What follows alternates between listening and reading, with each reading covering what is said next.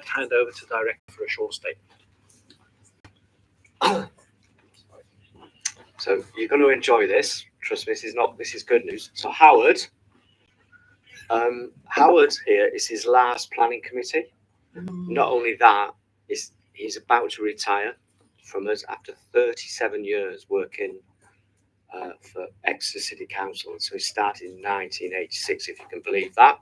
So that, by any stretch, is an impressive level of service and commitment. So I just want to say, mark the occasion, if you can bear with me and just say a few words. And of course, he hasn't spent his whole career in Exeter, and I think he did work in a local authority somewhere in South Wales. But I think he will agree that his glory days have certainly been with us in Exeter. So in his role in it's called Democratic Services. He's not just managed us here in planning committee, he's done a whole range of countless council meetings, and his knowledge is legendary. So institutional knowledge about everything to do with managing how councils run their business, it is quite legendary. And it's a really crucial role that often doesn't get the sort of mention that it deserves, really. But it's no doubt in that crucial role, it's made him tougher than the rest, and he'll be greatly missed. Now, everyone here will know that he's served on this planning committee as well for a long time, and I think probably like some of us, maybe even tonight, he's shared the odd night shift. Now, Howard cannot call Exeter my hometown, but he has worked under several different administrations over those years, nearly 4 decades, actually, and he's always provided that professionalism, non-partisan support throughout, which is fantastic. As I've said, he's dedicated most of his career serving with us here for Exeter in the council, and don't forget the people of Exeter. So even though he's not from Exeter and he didn't start his career here, you could say he's been growing up in our city. Now, on a personal note as well, and those of us who have worked with Howard for some time and know him as a person, his dependability and his professionalism has been fantastic, his attention to detail, but he also has that human touch, and including a very dry sense of humour. So some of you may already be picking up in this little speech that there is a bit of humour involved, and I'm sure that Howard's already recognised what that is. So just to say in final, after 41 years, I think we'll all agree that Howard deserves a really happy and restful retirement, and we wish him all the best in his next chapter, waiting on a sunny day. Lots of words. I'll see you all in my dreams.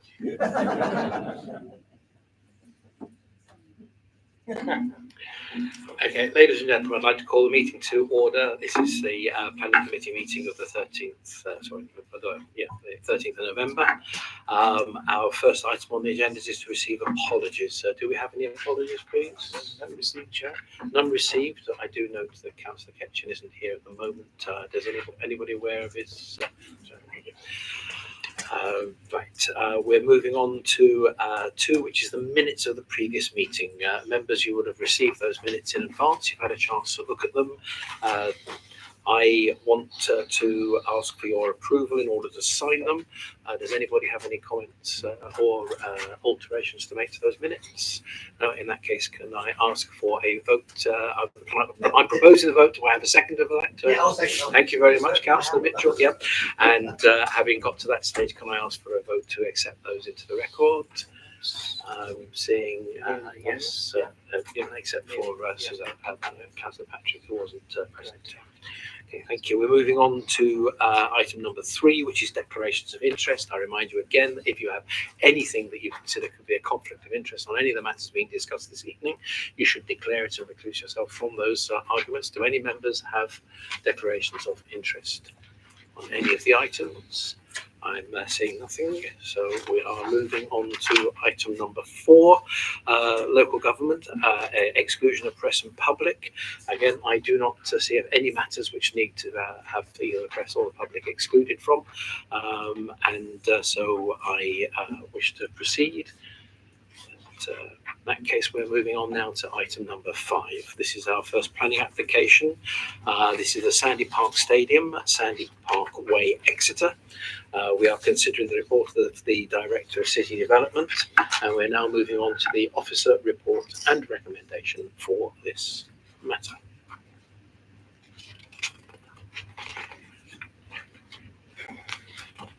Okay, so this is the application for the variation of condition 7 to allow up to 6 music concerts per year on weekends only, for an attendance of up to 15,500 people per concert, to take place between the 1st of May and the 15th of July, avoiding local school half-term and summer holidays. Just to bring your attention to the alteration of the wording, that's explained in the update sheet. National Highways requested that the date in July 15th was specified, and the local school half term as well as the summer holidays was specified in the description of the wording variation. That's the site location. So as we've discussed before, Planning Committee resolved to approve the original application in 2012. I don't need to go into that because we all know that. So the condition 7 of the original consent stated the site shall not be used for public performance of musical events, and the currently proposed variation to that condition is to allow up to 6 music concerts, as I've just read out. Amendments were secured during the process of this planning application in response to officer and consultee. No, next one. Sorry. Okay. Yeah. So as I've explained, there has been a tweak to the wording of that variation.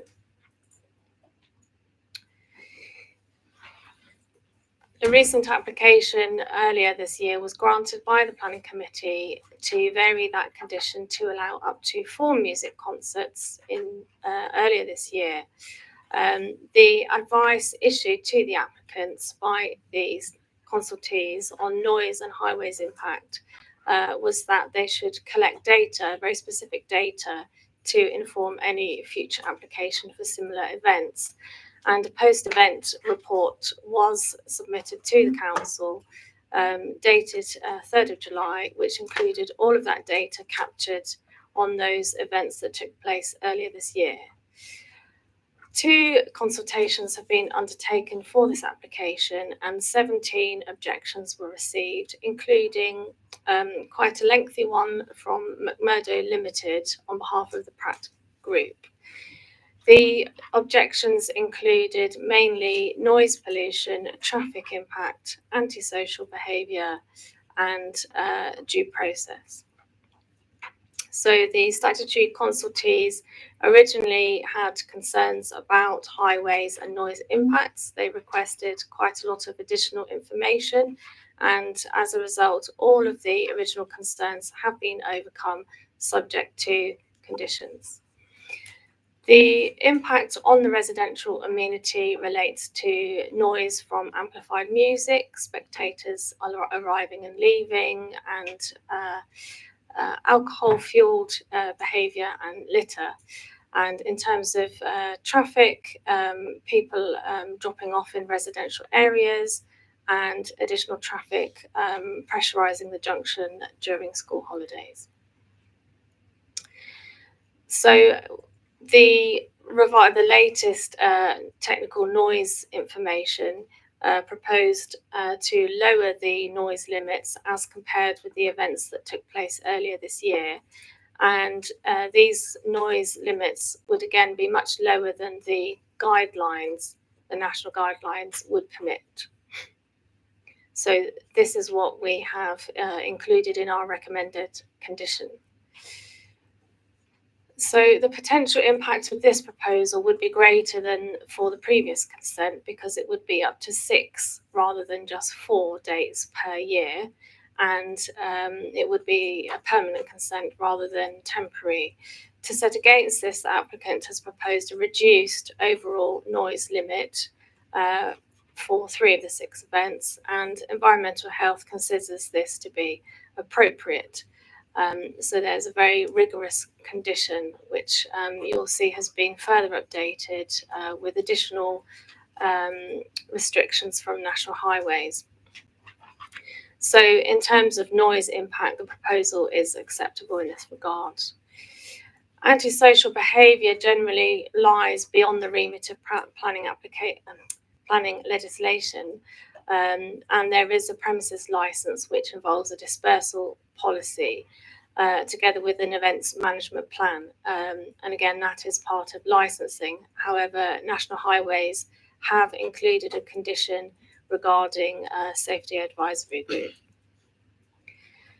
So there were objections about litter, and again this is a licensing matter, but there would be under that regime litter picking, marshalling, and a policy about not taking drinks or alcohol away from the stadium. But going back to planning matters, there would be an event noise management plan and complaints procedure condition that would include mitigation measures such as marshalling, implementation of the dispersal plan, operation of the complaints line, and policies regarding language and fireworks and noise limits. So it's pretty comprehensive. So in terms of antisocial behaviour from a planning perspective, the proposal would be acceptable. In terms of traffic impacts, there would be conditions regarding the events access strategy, events travel plan, and car management plan. There's an additional condition specified by National Highways regarding the park and ride. So there would be over 1,200 spaces at Grenadier Road and Pines Hill, with shuttle buses to be provided by Sandy Park. Only 300 car parking spaces on site would be required for wheelchair users or VIP visitors to the events.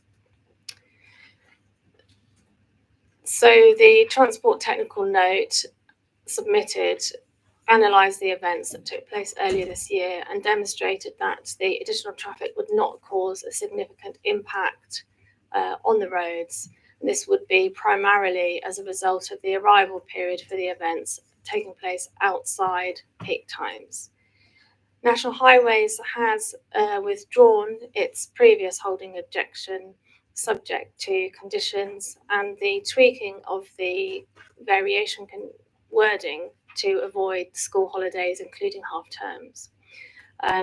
So as I mentioned, there is this additional condition on the update sheet regarding the Exeter Safety Advisory Subgroup. So in terms of highways impact, the proposal again is acceptable. So the music events, to conclude, would be held within the existing stadium and would not conflict with the primary purpose of holding rugby matches. The events would provide opportunity for employment together with community and leisure activities and mixed uses to support the vitality of the area.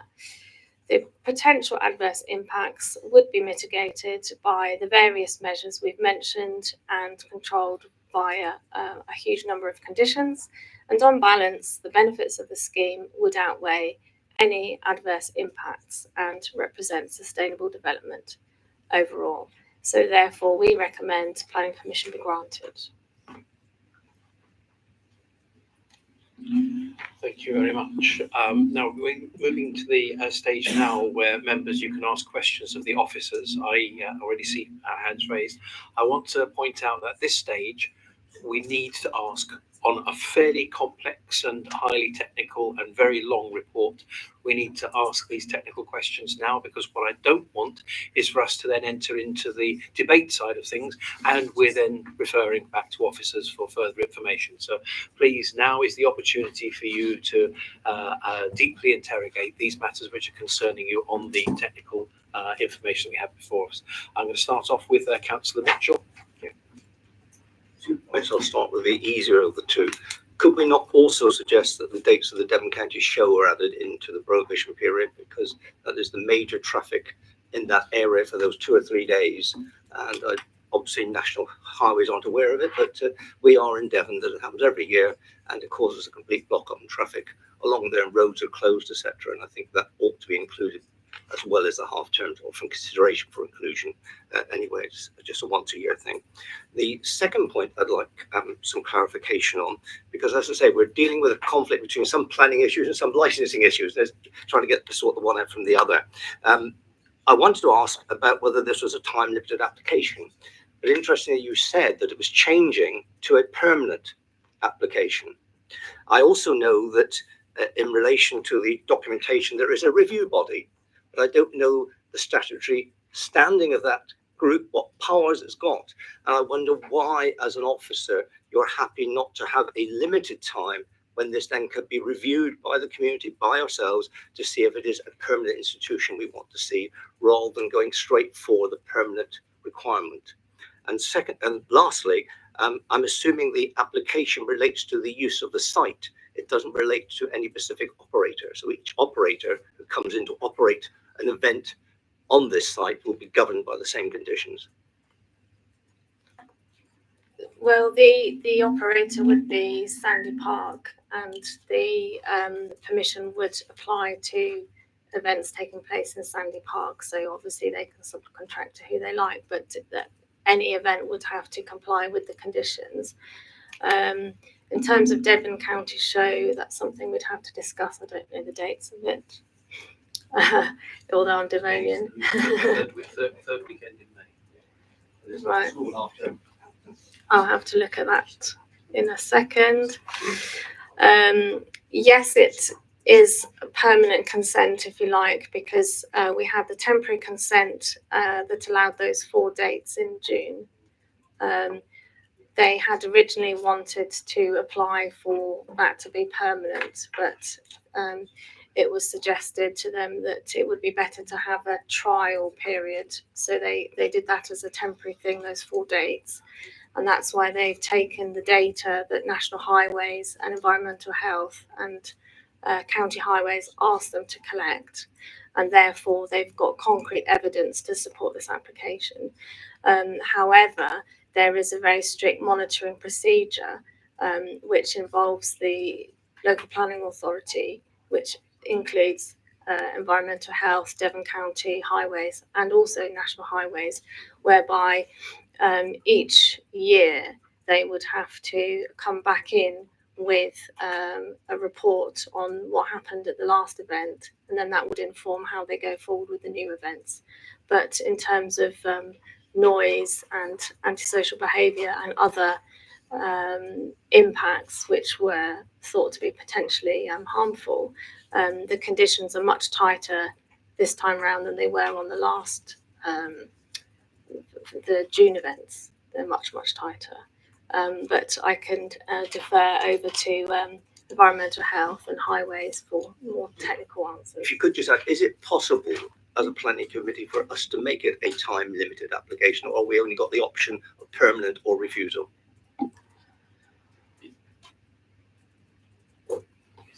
It's an application for a permanent change of condition. So it would have to come from the applicant to be able to change it to a temporary. Thank you, Councillor Mitchell. Councillor Jobson, please.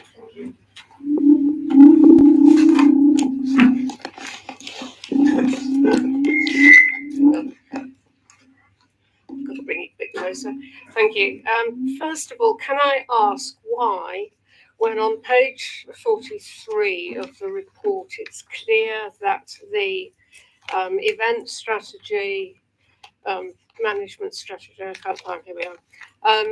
The event access strategy dated October 2023, so only a month ago, notes that there's a maximum capacity of 15,000 spectators, but this application has now crept up to 15,500. It was 15,000 on the last temporary application, and I'm wondering why it has crept up when their own event access strategy says 15,000 members. That's one issue.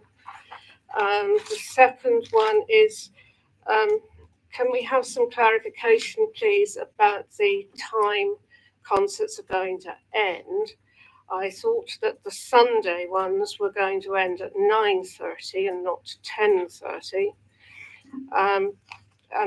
But in the proposed event times, it describes the arrival period in table 1 as 6:30 to 9 p.m.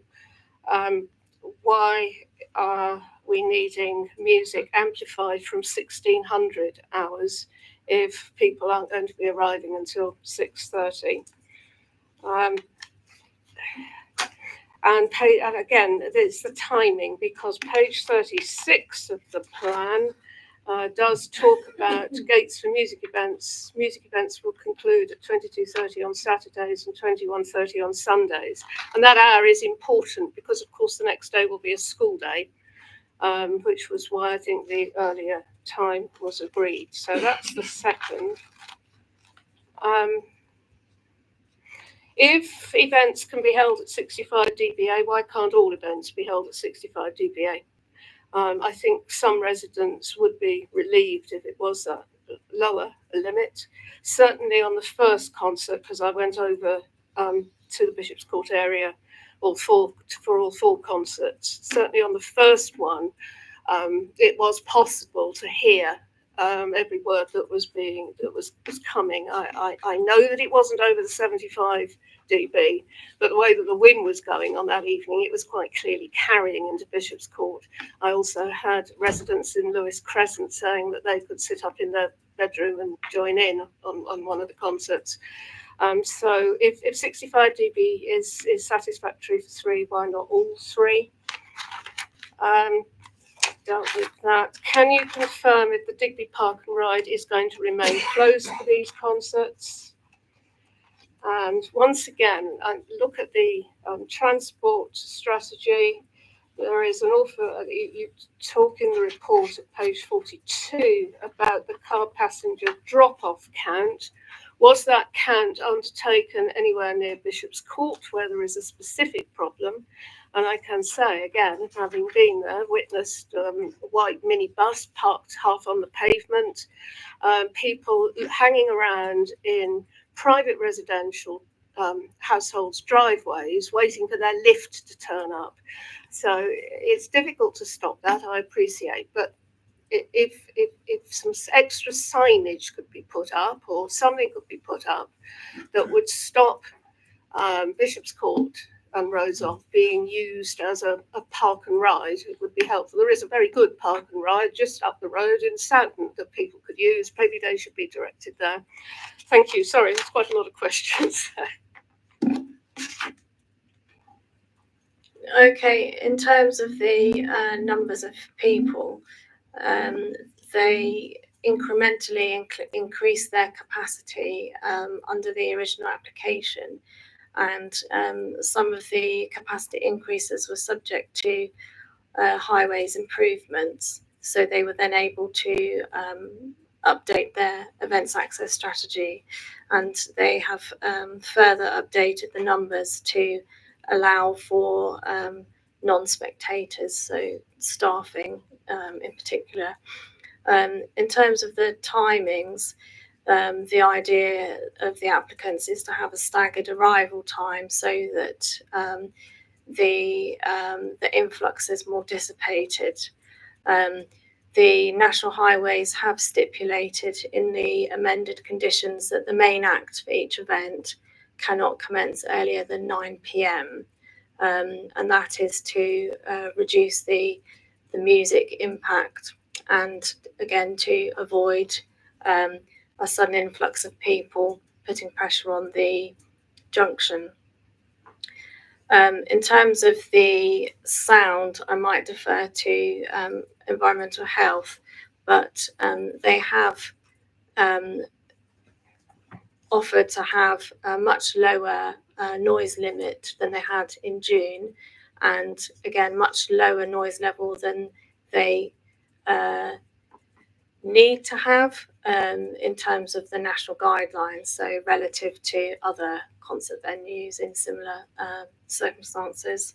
I'll defer to environmental health in 1 second. And then in terms of the park and ride, they do have 2 specific park and rides which would be conditioned, and the National Highways additional conditions do tie the applicants into providing those 2 park and rides, as well as supervision of pedestrian routes to the venue. So there would be much tighter control of those issues that were causing people to complain last time about parking and turning in private driveways and that sort of thing. So I'll just hand over to my colleagues.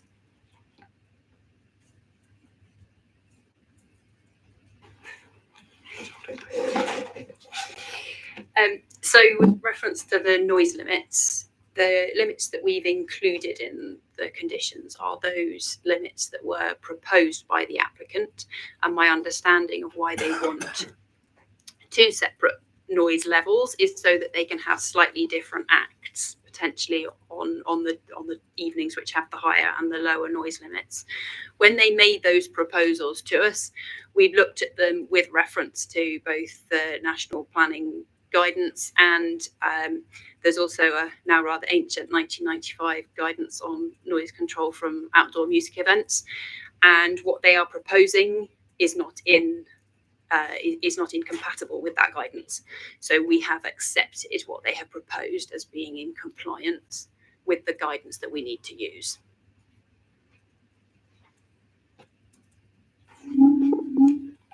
Thank you. May I just ask, can we seek as a planning committee to alter that condition by proposing stricter conditions, that is 65 rather than 75?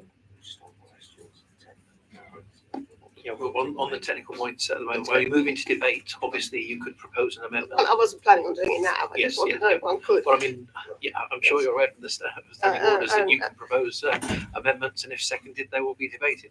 Councillor. And I might have missed it, but I didn't hear why there are 2 conflicting bits in the report. One saying that because of some days are going to stop at 9:30, and the other saying it's going to stop at 10:30. 10:30, if you've got small children, is quite late. Well, the condition that there is conflicting information in some of the submitted documents, but we have got quite tight conditions. So the conditions refer to approved documents, and those documents would be specified, or documents to be submitted and approved. And the music restriction on all of the days of any of the events is 4 to 10:30 p.m.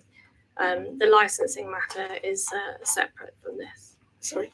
Licensing is separate. So if licensing said Sundays to 9:30, they obviously that would be different control.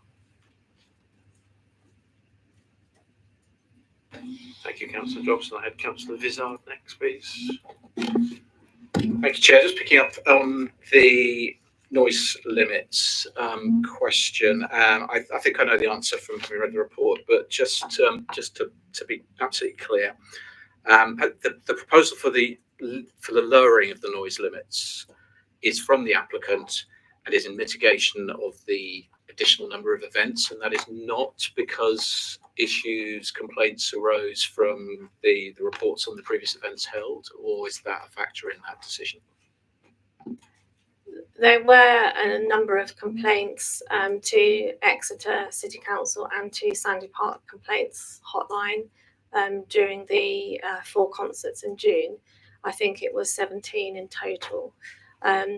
our environmental health was checking all of the noise limits, and they were not in breach at any time. However, the environmental health officer has tweaked the wording of the condition. I can't remember exactly how it was tweaked, but it's to make it more rigorous in terms of not exceeding the agreed noise limit. And like you said, it was to mitigate the increased number of events and the sort of more permanent nature of the application. Thank you, Councillor Vizard. Councillor Miller? Thank you. So in the report, it states that the main act can't start until 9 p.m. to help with the staggered arrival. Could you clarify what start time the support acts would start, and whether that would be specified in conditions at all? Well, I've only seen a sort of a sample event schedule, so we haven't had one submitted as yet, but that would be controlled. So on the update sheet, on the condition, I don't know what, let me scroll up, 1 second. Then it says noise and highways impact. It doesn't have a number, but I think it was, sorry, I'm not scrolling very well here, but I think it was D. Oh dear, I need a mouse. Sorry. So it's 4 o'clock. So 1622. Yes, and there's the additional clause that says no spectators to arrive before 4. So they would have sort of warm-up acts, if you like, to as we mentioned, to dilute the arrivals. So just to clarify, they could start support acts anytime from 4. Is that what you're saying? Okay, thank you. Can I ask if there are any more questions of the officers, please? No, I'm not seeing any. Right. I don't have any councillors listed as speaking, so I'd now like to call on Mr. Kevin Cook to approach, please.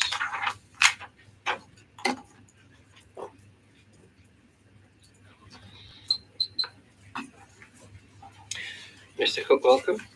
If you attempt to start your microphone first of all to check it's working, I believe it was on test, just press the button on the right. Okay, fine. Once you start speaking, we'll be giving you 3 minutes. So I'd like you to stick to those 3 minutes, but please commence when you're ready. Okay, thank you. Good evening, everybody. So yet another Sandy Park planning application. A lot of residents who live close to Sandy Park are filled with feelings of frustration, but also apathy and resignation. They feel that the granting of Sandy Park applications are a fait accompli, and that should not be the case. As for the required conditions that should be attached to any spectator-attended Sandy Park planning application, i.e. environmental, noise, ASB, parking violations, etc. Well, here's a quote from one resident. I must admit, I feel as if no one is listening. Noise levels were monitored during the last Sandy Park concerts, but now there is a potential for a big increase in people, and that has got to add to the noise. There was loud rehearsal noise before the last music concerts, which I imagine was not monitored. Before and after the music concerts, as with rugby matches, there were people manoeuvring, parking up, dropping off, and collecting spectators, including a minibus. In Bishop's Way, a residence parking permits only area, especially close to the extremely dangerous pedestrian cycle crossing at the top of Bishop's Way, where it's a case of a serious injury or even worse, a fatality will eventually occur. It's not a question of if, but when. There is still no signage deterrent on the approach to Bishop's Court, and during any Sandy Park event, little or no parking enforcement. Sandy Park are also allowing event attendees to come away from Sandy Park still with copious amounts of alcohol, which fuels antisocial behaviour, including drunkenness and urination immediately after, but also well after events. There is still no marshalling provision in an adjacent residential area, unlike the marshalling that takes place at university rugby matches. Sandy Park continually adopt a Pontius Pilate approach to residents' concerns and issues, and yet residents suffer the very real consequences of these stadium events. As you can see in here, there are many constants in what I have said, but none of them benefit the long-suffering residents that live close and adjacent to Sandy Park. And it is most definitely has been noted by residents who feel that they have genuine concerns and issues which are totally ignored or bypassed, and they feel they are just collateral damage. I'm horrified that this is a permanent consent. I don't know how that can happen. It was a trial period, but now it's a permanent consent, but you've moved the goalposts, and those goalposts benefit Sandy Park only. I think it's unjust, it's unfair. Residents who are apathetic about it will be horrified. I'm just shocked. I'm absolutely shocked that this can be moved once that period is over and then it's made permanent. I'm lost for words. Thank you very much, Mr. Cook. I now invite members to ask questions of Mr. Cook, but I ask you please to restrict yourselves to comments that have been made by Mr. Cook during his presentation. Councillor Patrick. Thank you very much.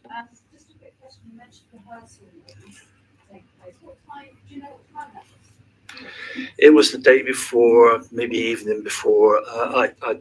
It was before the event, and I'm sure there was no environmental health measuring of noise. Okay.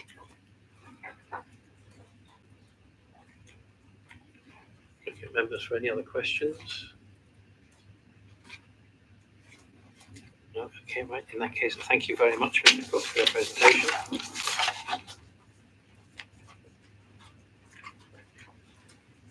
We now have a speaker in support of the application. I call on Mr. Mark Isaacs, please. So, Mr. Isaacs, welcome. Good evening. I again remind you that you have 3 minutes from when you start speaking, please. Thank you very much. Okay. Good evening. On behalf of Exeter Rugby Club, I'm here this evening to explain how Sandy Park is a venue that should be granted planning as per our application, which I believe will bring to the city concerts that will benefit not just the club going forward, but also the wider community. The club, which is solely owned by its members, has played a major part in the growth of Exeter as a city over the past 70 years and brings millions of pounds into local businesses within the city every year. We hold regular matches, week in, week out rugby, up to 15,000 spectators successfully. And our success is all to see, especially now with the hosting the Women's Rugby World Cup in 2025, which again will be a positive impact on the city. We have continued to grow the business with the addition of Sandy Park Hotel, again, which has brought a much needed 4-star hotel facility to the city. In May this year, we were granted temporary planning to hold 4 events. In June, with some of the tightest restrictions of any venue in the UK, with most having later cut-off times than placed on Sandy Park. These events were successful. We worked closely with the key stakeholders to ensure they ran safely and very little impact to the surrounding environment and ensuring residential areas were not impacted. As part of the event management plan, we implemented a robust traffic management plan, including not using Digby Park and Ride for parking. We asked all rail users to depart from the New Court station to prevent people travelling over the bridge towards Bishop's Court. Cleaning teams were deployed onto the next day into those residential routes to the stadium, and security were strategically placed to deter antisocial behaviour. All post-event reports demonstrate that we worked within those tight restrictions. Throughout this new planning application, we have been really flexible in our approach to ensure yet again that we are working with the conditions applied, and like I say, with some of the most strict conditions in the UK for the benefit of both the city and the environment and the residents around Sandy Park, which is really important to us. We have worked with the Council of Environment and Health, who have not objected to the conditions, which we will adhere to. and Highways England who don't raise an objection. And as part of the event management plan, we will again ensure that the impact on the residents is minimal. There is therefore no technical reason to object this application. In conclusion, the amount of detailed work that's gone into this application will ensure that, again, these series of concerts will run as successful as this year and will bring many benefits to both the city and the rugby club for years to come. I would like to thank all of our key stakeholders for their collaboration. And I reiterate once again, as a members club, this will give vital income going forward to assist with recovery post-pandemic and the current cost of living crisis. Thank you. Thank you, Mr. Isaacs. So now I invite members of the committee to put questions to Mr. Isaacs. Councillor Jobson. Thank you. Thank you. Your registration date for your application is the 12th of July 2023. Your event access strategy document is dated October 2023. Yep. That says there's a maximum capacity of 15,000 spectators. Do you agree Right. that is the right figure and not the 15,500? Yeah. That hasn't crept in. As mentioned by your colleague earlier, the 15,500 is there. That includes staff. So the 15,000 is the correct number. Right. So it'll only be for a maximum of 15,000 tickets. There will be. Yeah. Right. Thank you. And the second one is about Bishop's Court Estate and the dreadful parking problems that they have there. There is scope for the club providing some additional signage or some marshalling. Would you be willing to sit down with the Bishop's Court residents and find out what signage could be put in, subject to all the other rules and regulations? Yeah, I mean, look, as I said in my statement, we want to work with the residents to ensure that there is no impact to them during these events. Certainly, one of the statements that was made probably a week after the concerts is that we did everything within these strict conditions we possibly could to alleviate that. And I've already mentioned that, you know, diverting people to Newcourt rail station was one of those processes that we put in place, and we made that very clear to attendees at the concert. So we're willing to work with the residents. Again, if I may, it's not so much that people going to the railway station; they walk across Baker's Bridge and up the Oh, they do, but it still causes a problem. It's the driving that's coming, and it's that needs to be stopped, because there is going to be an accident at Baker's Bridge. And also, there is a TRO that needs to be amended, which it would have been presumptuous to have done that before planning was agreed. So that TRO, if and when planning does get agreed for these series of events, then the TRO will be amended, and basically that will help with that process as well. But two more, if I may. The Sunday concerts finished earlier. They did this year, yeah. Now, you know that because of the constraints, that the next day is a school day.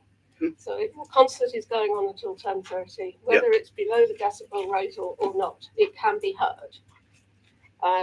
Would it not be better to go back to the 9:30 finish for your Sunday concerts to enable children to get a decent night's sleep? Look, we're like I already stated, we are working within some of the strictest conditions in the UK in terms of venues around concerts, and fundamentally, at the moment, that is something that we could look at potentially. But at the moment, the 10:30 stands in terms of actually we are working within the planning requirements around noise, and like most other venues do in the UK. We tested it this year in terms of the 21:30, and actually, to be fair, I felt was valid that it could have gone on longer with no issues to the surrounding areas. But also the other thing we've done, you talk about the actual guidance that's here for noise, but actually that's why we reduced that down to 65 dB on a Sunday.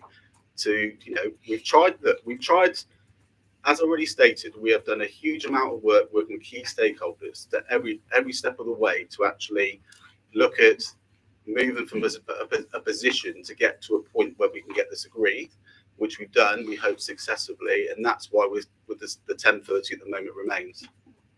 My last question is going to be about the decimal rate. You've sort of answered that. So the 65 will be on the Sundays. Will be on Sundays. So that could be written into a condition to make it clear. Yeah. Thank you. And if when we get to the initial vote after we've had our debate, we will be debating the application as is. If, as a consequence of that debate, that falls, then we can move into a situation where we can suggest alterations rather than deferring it to another meeting. Yeah. So I think the amended conditions would then go in as the motion. We propose amended conditions, and we would then be debated before we got back to the original. So you will propose that. Yeah, Propose the motion in front of the committee, which is support the recommendation. I'll propose that one first, and as long as I get a seconder, then we'll go on it. And just following our procedure as is. So it's very clear. Can I, if I just make it clear for everybody, the members of the public in particular, we know the situation. So what the chair will do, he will propose a motion to support the officer's recommendations as set out in the report and the amendment sheet. And that, if that vote carries, that is the decision. If the vote doesn't carry, there is the opportunity for another member of the planning committee to propose an alternative motion. That could be to amend the existing conditions that have been proposed by officers, but only after the first motion is voted on. Is that clear? And that is the process that we've all signed up to and agreed. So the point that the director is making is that they as officers can't alter the conditions now, but we can. Just a point of order on order. Before, we cannot debate anything unless we've got anything to debate. And that my argument would be that the recommendation should be moved by you, then the debate takes place, and then the vote takes place. At the moment, we're having a debate and then moving the recommendation afterwards. Sum up what I think you will be debating, and then the chair will put that to the vote. That's the process. If the committee isn't minded to support that motion, we're then into the next stage, which in this case could be re-examining some of those conditions, and then someone would have to propose that and have that seconded. So that's the order that we do things here.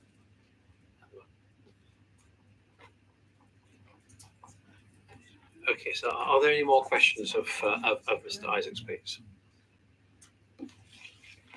Okay, thank you very much, Mr. Isaacs, for your presentation. If you wouldn't mind switching off the microphone as you leave. Thank you. Right, I would now like to move to the director to sum up the situation. Thank you, Chair. So I think we're all fully understanding what the two key issues here are. There's the traffic impact, and particularly on junction 30 of the M5. Those issues have been raised by National Highways. Then there's a second set of factors, which is really noise and disturbance. Those have been raised by local residents in relation to noise, antisocial behaviour, traffic parking as well, and litter. All of those issues are incredibly technical, but they have been rigorously examined by experts independently of your officers, your planning officers. Great deal of data has been examined in that process, and the conclusions that your planning officers have drawn are based on that examination and interrogation of the detail. And we, as officers, as your officers, we pay close attention to what the experts have been telling us about that data. We also have this very unusual, almost unique in my experience, situation where a lot of that data, a lot of that information has been collected from a live set of real-time events that took place over the summer. So this isn't computer generated modelling. This is real-time data that's been collected and used in the information that's then been submitted for this application. So on the traffic issue, first of all, we've now heard from the government's own transport advisors, Highways England, and the Strategic Highway Authority, which is Devon County Council. They both have concluded as statutory consultees that there's no objections to this application. They have suggested through their technical interrogation of all that data conditions, and those have been set out for you in the report and the amendment sheet. On noise and disturbance, our own environmental health team have looked at that data, worked very closely with the applicant, and put forward a range of advice and detailed conditions which are being set out for you. But again, in conclusion, and you heard it here tonight, no significant impact has been suggested and no objections have been raised. That interrogation of data has stretched even further in this case, this time round, because a third party has submitted information on their own behest. That information on noise has also been examined by our environmental health officer. That has not caused us to change her views, which remain the same. There's no objections. Now it's really good. There's been I've heard lots of detailed questions from members of the planning committee tonight, and that demonstrates to me that you've looked at the information. You've heard a lot of the discussion. We've also heard the views of local residents and the strong concerns that have been held by those residents. These concerns are set out in summary in the officer's report as well, and certainly been taken into serious consideration by your officers. And I know that this planning committee will also take those concerns into serious consideration. Equally, you've also heard the broader benefits of the rugby club from a supporter of the application and a representative of the applicant. And I know you'll equally, as we have as officers, taken serious consideration into those wider benefits, but also the steps that the rugby club are prepared to go to ensure that these events are well managed and would not cause significant harm to local residents. So taking all of that into consideration, it must be in our officers' view, in your officers' view, the weight of evidence must be placed on that technical information, that technical assessment, and that rigorous evaluation and verification of the data that has been presented and that is relevant and has been used by the statutory consultees in coming up with their recommendations and advice. Thank you. Thank you, Director. And members, so obviously you've had a lot of reading to do for this. There's a huge amount of technical information here. We've had presentations, but now is the time for us to debate. I would ask you, if you do put yourself forward to speak on the motion in front of us, and to have basically one bite at the cherry, to put all of your thoughts out there in front of us. So what we are debating is the application as it stands at the moment. Okay. So can I ask, first of all, does anybody want to start our debate? Councillor Warwick. Yeah, thank you, Chair. Chair, for many years I lived right next door to Anfield in Liverpool, and I know what the implications of living next to a stadium are, and compared with Stanley Park, probably multiplied by many factors, including football hooliganism and all the rest of it. So I understand the issues of living next to a stadium, but I also understand that there's a lot of advantages of having such a venue within a city. In fact, there's actually two in Liverpool where I live. I also lived quite near to Goodison Park as well, and I understand that the implications and the problem. I mean, Liverpool had a very good, although I don't support Liverpool Football Club as a football team, very good community outreach, which dealt with a lot of the issues. But one thing I would say that I think is important here is to understand that if we want to have that kind of venue in Exeter, and we want the advantages of that kind of venue in Exeter, then we have to, as well as understanding the local community, we actually have to understand the greater needs of Exeter, and what it needs. We do need a venue like that. It may be that in the future these things at the football stadiums aren't, or sorry, sports stadiums aren't static. They change, and it may be in the future that in planning we look at the acoustics of the stadium. I don't want to go off, but I'm just saying that. So I would support this because I think the point that was made here is an important one. This is probably one of the most, having lived next to two huge football stadiums in this country, these restrictions are pretty rigid that we're putting on this particular sports venue that's being used for wider community things such as concerts. They are pretty draconian compared with what I've seen, having lived for many years, as I say, next to two sports stadiums. So I would support the motion, Chair. Thank you, Councillor Warwick. Councillor Jobson. I will be voting against this motion as it stands for the reasons that I have set out. We need clarity about the number of ticket sales as opposed to the maximum attendance. We need clarity that the 65 decibel rating will apply on the Sunday evening. And I think we need clarity that the Devon County Show weekend will not be included. I mean, it would be chaos in East Exeter should it do so.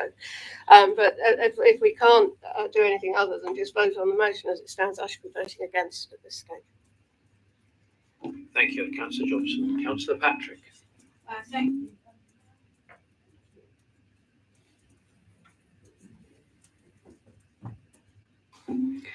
Just a note about Devon County Show. Devon County Show is obviously a daytime affair with sort of staggered transport.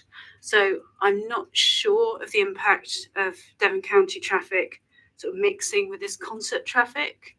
Obviously, people are going to have staggered arrival and they're going to be arriving in the evenings, they're going to be leaving late. So I just wanted to just flag that really.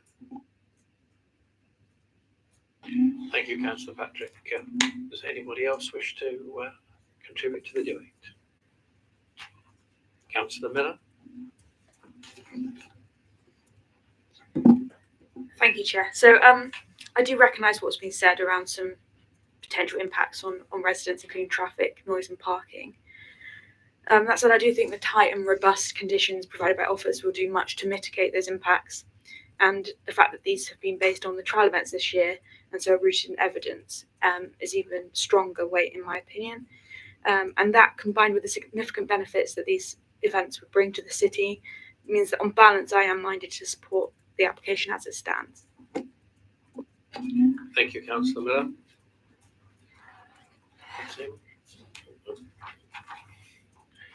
Are there any further contributions? Yes, Councillor Sheridan, of course.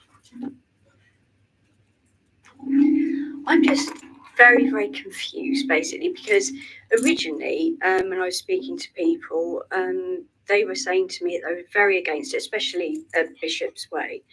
And then later on, they were saying that they actually thought it was quite a good thing. They were very excited about it. They could hear it. They enjoyed it because of that. And so it's hard to ascertain exactly what the local feeling is. I'm very conscious of it. I'm very interested in it. But it does seem, in my experience, to have shifted. I'm not sure if it's apathy. I think it's perhaps not as bad as people thought it was going to be. So I'm very confused. It seems to have shifted. I'm not sure of the strength of feeling, and I find it really hard to determine how people really feel about it now. Thank you, Councillor Sheridan. Again, looking to see if there are any other contributions. Yes, Councillor Vizard. I'll just be very brief because I just want to echo what both Councillor Warwick and Councillor Miller have said, which is why I particularly want to go into further detail and repeat points already made. But I am reassured by the noise management plan, by the complaints procedure, by the strict conditions, by the Exeter Safety Advisory Subgroup. So it's weight of evidence. I absolutely understand the concerns of residents. Absolutely hear that. We can't eliminate issues and problems, but I have to make a balanced judgment here. I have to do my job as a member of the planning committee, and from my point of view, given the mitigations, given the things put in place and the conditions, I am too minded to support it as it stands. Thank you. Thank you, Councillor Vizard. Right, there being no further contributions, I think the time has come for me to propose the motion that we delegate to grant permission subject to the full sets of conditions that you have, including the additional information that you have in front of you as well. I'm asking for a seconder for that. I see Councillor Sebastian as a seconder. I'm now moving into the vote to a vote on that. Can you clearly indicate whether you are in favour of that motion? 9 in favour, Chair. Can you clearly indicate if you are against, please? 3 against. If you wish to abstain, can I see you? See one abstention. Right, the motion is carried. I would like to add comments that obviously the conditions are in there, and we hope that in fact these concerts can be a success, and that residents' concerns can also be addressed by the conditions. Thank you.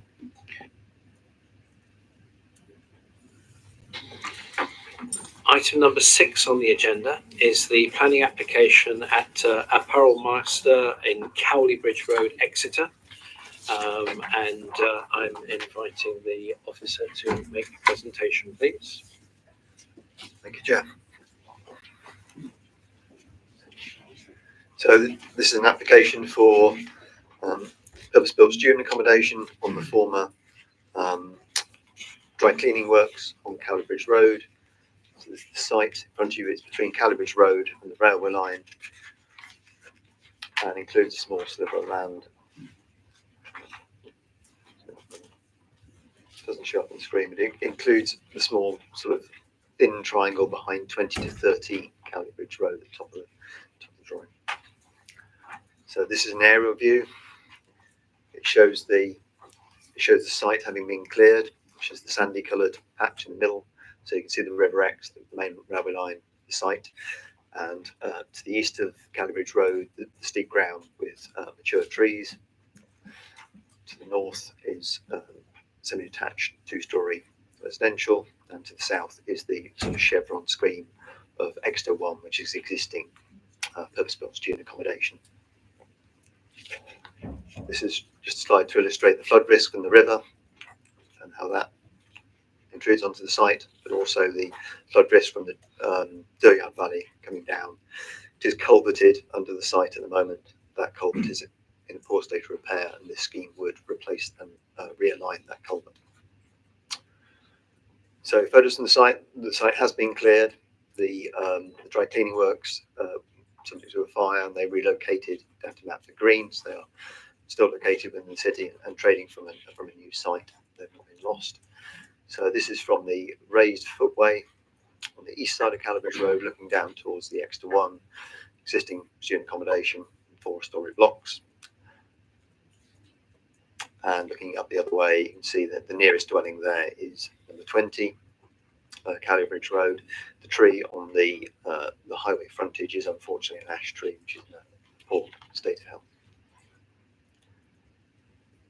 So we see the side, number 20, the high-level window there is giving light into a garage. You can see a mature hedge boundary. Looking along the highway, there is the sort of semi-footway you can see along there is not part of the highway. It is part of the site. So there is a missing section of footway, which we'll talk about how that will be created as a continuous 3-metre wide foot and cycleway across the application site. So that's a major advantage of redevelopment of the site. This is just looking back in time and see the previous buildings now being demolished, how they were used for parking across the site frontage. And there were numerous, there were 4 active access points onto the highway. So that's an issue for highway using vehicles, but also pedestrians and cyclists using that side of the carriageway. And this is the car park of the dry cleaning works as was. So just to orientate you, just have a quick look at a 3D view. This is looking from the university campus from the east towards the river. We have 4 blocks, lettered A on the left through to D on the right, which I refer to. As you can see, the block on the left is 5 stories with a recessed 5th story. The 2 central blocks, the main part, 6 stories, with the 6th being recessed and set back from the road. And then on the right-hand side, block D is 3 stories rising to 4 and then 5 as it goes back into the back of the site. So this pointer doesn't work on the screen. Cambridge Road along the bottom of that picture, north is towards the right, and the railway line and river across the top side of that. You can see the footprints of the 4 blocks, the spaces between them, which are the same spacing as the Exeter 1 development. This has the advantage of giving views through the development towards the hills beyond. Also, from an air quality point of view and a sense of enclosure, as you move on Cowley Road, you have more air circulation and more sense of openness. So that's an advantage. You can see how block D on the right, how it rises up towards the river site, but is angled away from the neighbours. The closest window facing the boundary is 20 metres away from the boundary. That gets greater as the building goes back. So the site is subject to flood risk. The development keeps the western part of the site, which is at the top of the drawing, at a lower level, and marginally increases the flood storage volume of the site. You can see the lower ground floor element, which has a cycle store and a bunded sort of arrangement, so that is kept flood free. We go through to the ground floor of the blocks. So there is another cycle store in block A. And we can see the arrangement, the internal arrangement of cluster flats and studios within the building. Block C contains the amenity spaces grouped together to provide critical mass. It also has a door onto the street frontage directly, so that part of the site can be used for community events. So just progressing up through the buildings, cluster flats and studios, a typical arrangement. And then as you come onto the roof levels, you can see there are solar panels and there are air source heat pumps to serve development. So highlighted in blue is the area that can be used as a community space, can be hired out. And that will be secured as a clause of the Section 106 agreement to protect that ability.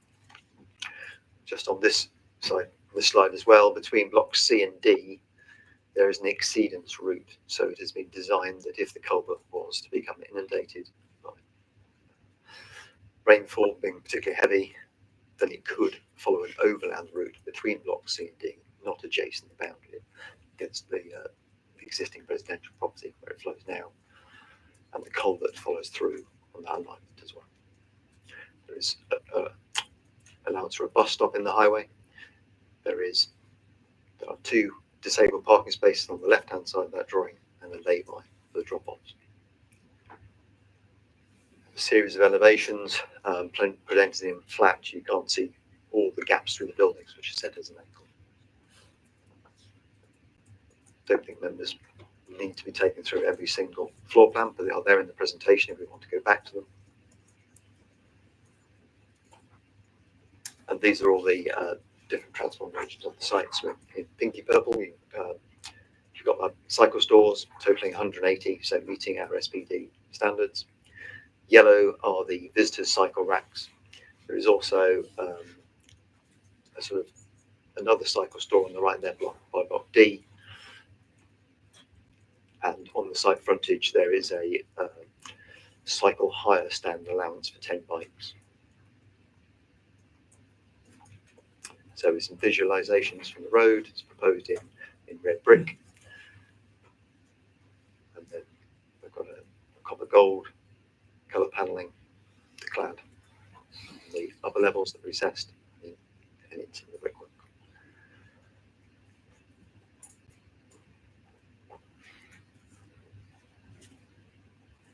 So this is a view, sort of bird's eye view looking back from the railway line, so you can see how the blocks are arranged.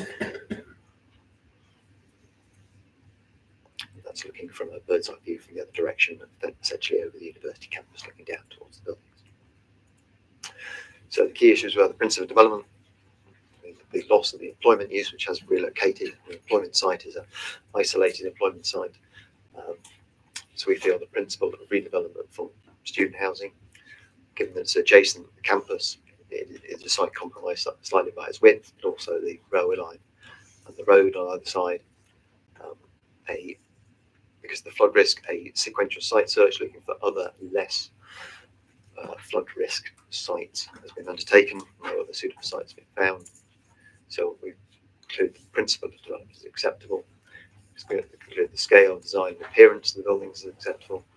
Looked at the impact on residential amenity, particularly the one neighbour immediately to the north. In terms of wildlife ecology and biodiversity, there is enhancement to the site. The area behind number 20 to 13 is a wildlife enhancement area which the residents won't have access to. We looked at the access changes to the site, so the removal of the previous accesses and the limited vehicular access crossing the footway, also the cycle parking and the drop-off lane by the site frontage. We talked about the flood risk that is ameliorated by the raising of the building levels from not having a lower level, the increase in flood storage volume, and the manner in which the flood risk on surface water flooding is accommodated through the site. So that being the case, we have concluded that the harms by flooding and all other harms are outweighed by the benefits of the scheme, and that the provision of the cycle and pedestrian paths across the frontage is a significant benefit, as is a contribution to the expansion of GP surgeries in the area, and the community use of the amenity room, which would be secured by legal agreement. So on that basis, the recommendation is to approve. Thank you, Chair. Thank you. So now I'm asking for questions from members to the officers relating to the presentation. Councillor Fizzard. Thank you, Chair. Thank you, Howard. First, I've got two or three questions, I think. First one, has the application been to a design review panel? Do you want to take them all at once? Yeah. Second question is around, so condition 18 talks about the schedule of materials and samples where requested to be supplied for approval. The City Council's own urban design and landscape officer has suggested that the lifespan of the brickwork facades have the potential for highly embodied carbon content, and suggested a request for the embodied carbon of particular bricks specified to be stated within the condition, or that it could be. Is that, do we have some flexibility there without having to go through a motion to change the proposal in front of us? Has it been considered, I suppose, is my question there. Thirdly, are you aware as the planning officer of any discussions with community groups, with the public generally, about the access to the ground floor block C and what that amenity could be used for by the public? Have we any steer on what that, on the face of it, welcome option might actually be for? Thanks. Thank you. Firstly, with regards to design review panel, no, the application hasn't gone to design review panel, but it has been reviewed. And our urban design officer has worked extensively with the applicant. It may have come to committee sooner if it had gone to design review panel, but we have now got to, after a couple of iterations, got to a scheme we can support. Condition 18 secures approval of the materials. So mindful of the process, I don't think we need to amend it. I think we can use that control to look at embodied carbon. In terms of use of the community room, I don't think there have been discussions particularly between the applicant and local residents. I don't think there is any sort of limitation on that at the moment. It is open for community events. It's about 150 square meters of floor space. So So Councillor Mitchell, please. Chair. There's several points I'd like to take up from the report. Some of them might relate to the conditions attached for the student conditions on the actual premises, but you might be able to clarify. You use the term several times in your report of medium-term usage of the property. In other words, we would assume that's 30 weeks occupation by students out of the 52. Will there be anything in the conditions to limit it that so it doesn't become an Airbnb, for example, for the other 22 weeks of the year? That's that question.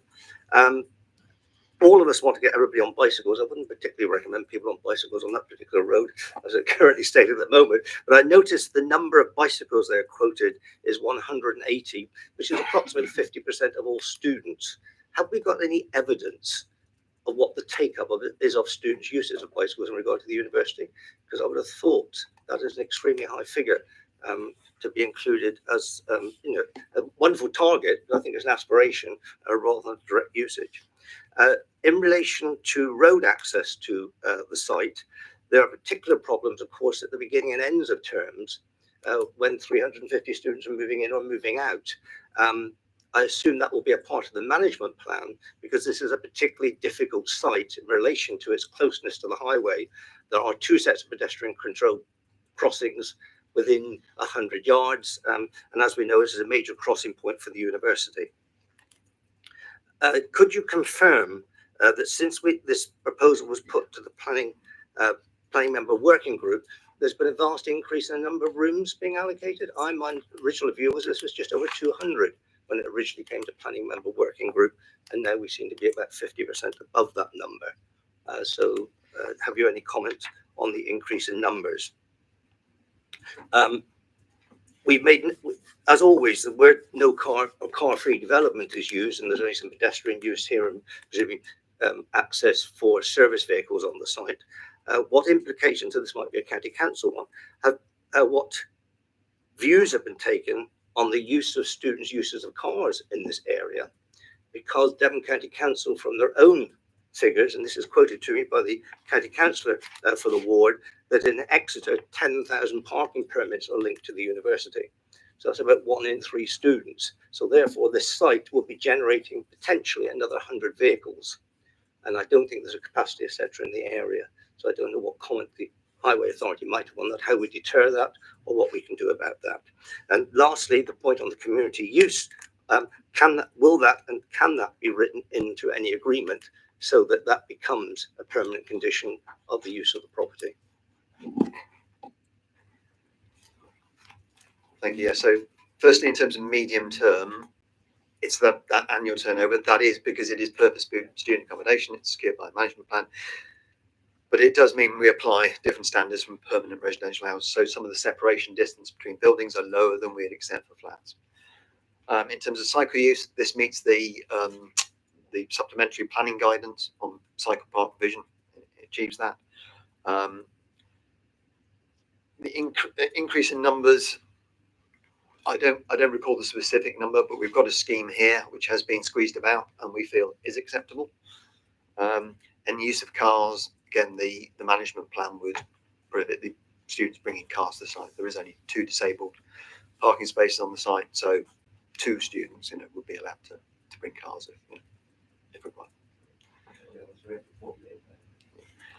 And in terms of community use, yes, that can be required to be secured. Yeah.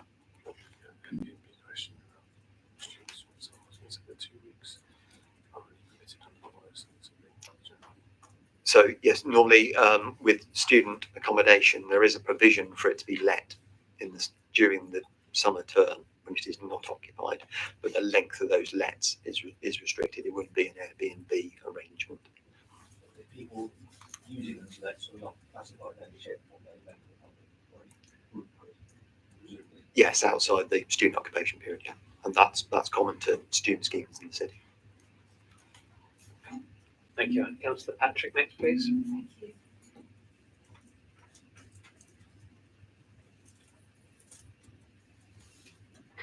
Thank you, Chair. Just a quick question on the materials and the design and the look. Obviously, there's some significant existing student accommodation quite close by to this. So Yeah, I was just wondering if you felt that the design was sort of compatible and that there wouldn't be any sort of visual sort of clash between the two. Both schemes have their principal elements in red brick. I think the Exeter one actually has a variation between buff and red, and then has clad elements, particularly on the roof.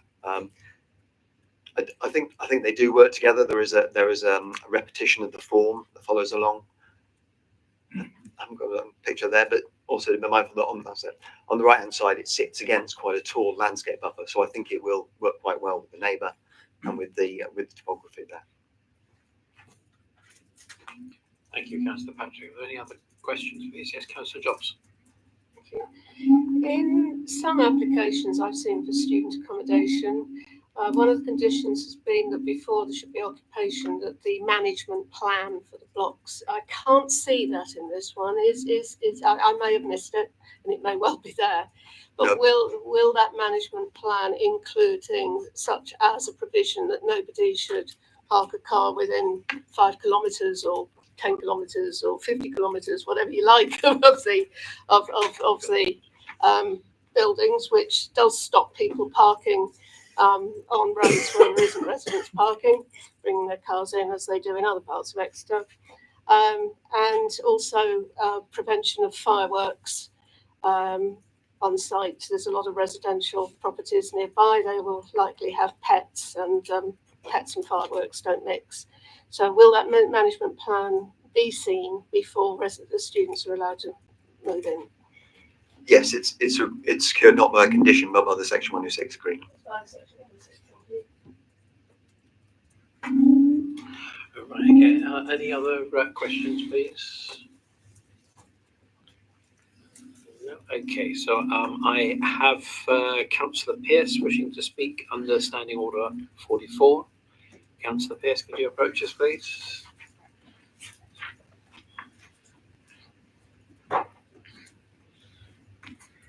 Welcome again to planning.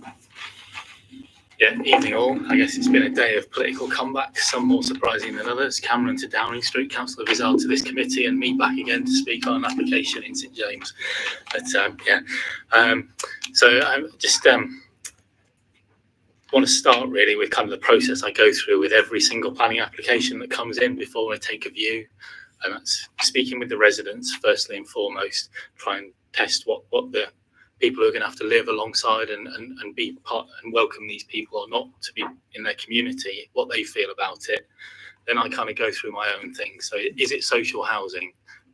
No, that's a less than ideal to me. Is it affordable housing? No, less than ideal to me. Is it 1 and 2 bed flats, which is the biggest need for homes in this city? No, it doesn't hit any of those tests. But, and this is why I referenced Mr. Cameron returning to government. In 2010, his coalition government removed the cap on student numbers in this city. So we went from 14,000 students in Exeter to, I think, Mr. Redfern behind me will probably correct me if I'm wrong, somewhere between 35 to 39,000 currently. So it's more than doubled in just over a decade.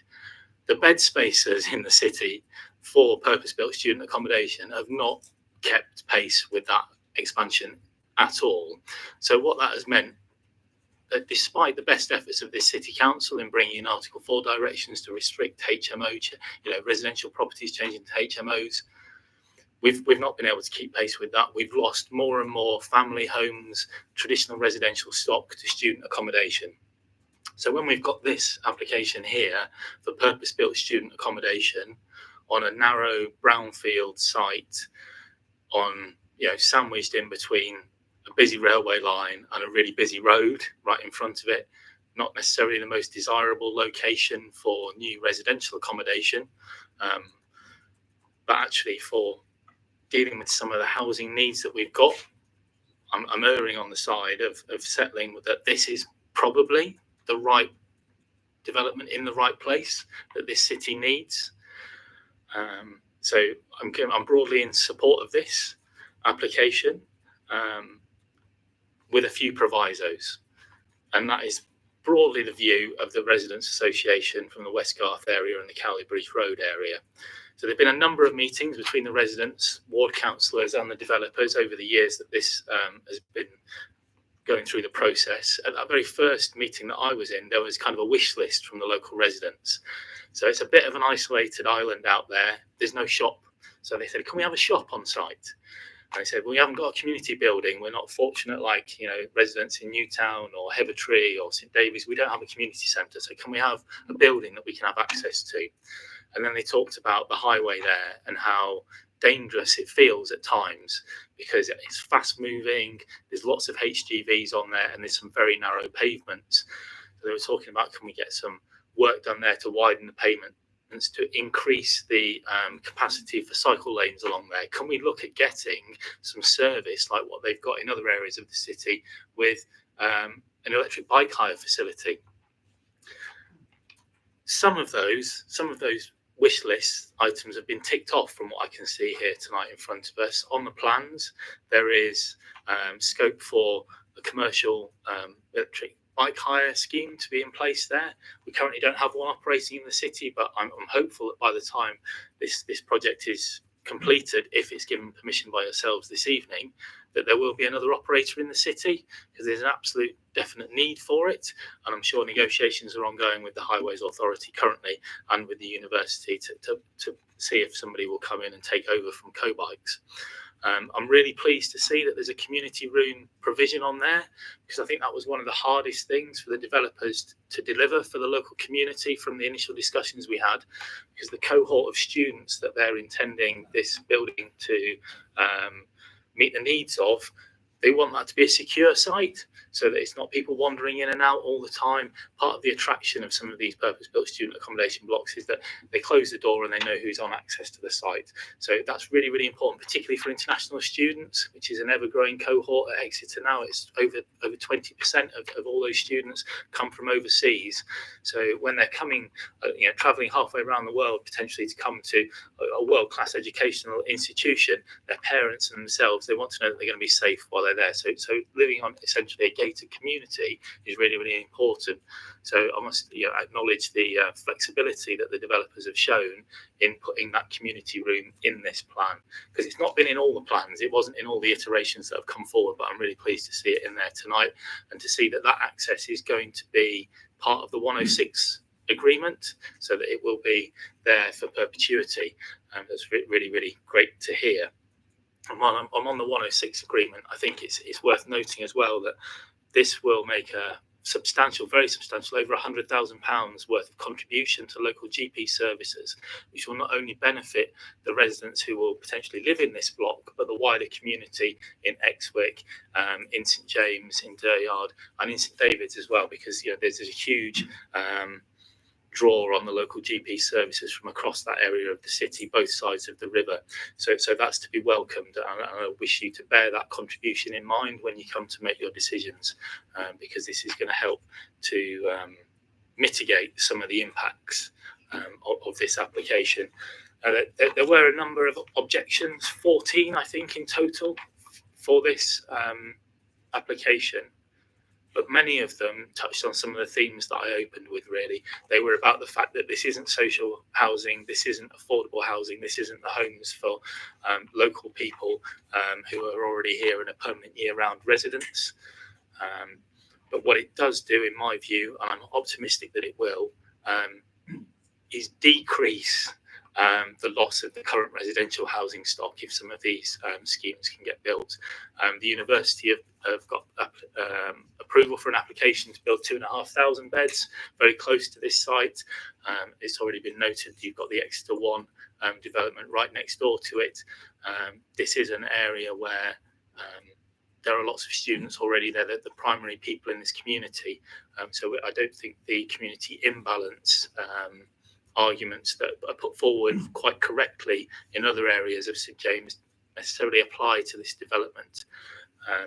In fact, one resident was talking to me last week and he was suggesting that having this kind of development there. Instead of it going back to kind of industrial use, it's probably a benefit because they're already inundated with HGVs up and down that road, and having this huge site where there will be no traffic essentially from it other than the odd delivery coming up and down there for food and takeaways and at the start and end of term for very small managed periods is actually a bonus to them, because they've lived with this site without lorries going in and out every few minutes for a couple of years now, and they've sort of noticed the difference that even though there's been expansion elsewhere in the city, and this is the main HGV route up to Tiverton and Crediton, designated as such, it is quieter, even though it is still horrendously busy and not a very welcoming place to cycle or walk. But they view the fact that this isn't going to make that any harder, any tougher a place to be for a pedestrian or a cyclist as a good thing. Obviously, the residents who live in the adjoining, very neighbouring properties have got some legitimate concerns about the lack of or the loss potentially of their amenity from their garden space.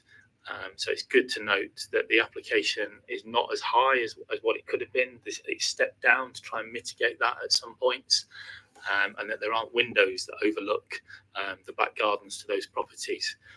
Obviously, they're still not happy that there's any development, but they do note that it's not as bad as what was feared initially. So again, just to note that in there. Those are all sort of my main points really that I wanted to make to you this evening. That I think that the community is broadly in support of this application because they see that it will bring some benefits to them, like the use of the community space. If that could be done at a really competitive rate or even free to the local residents association for their quarterly and annual meetings, I'm sure they would love that. I don't know if we can put that into the 106 agreement, but that would be a tremendous goodwill gesture from the developers.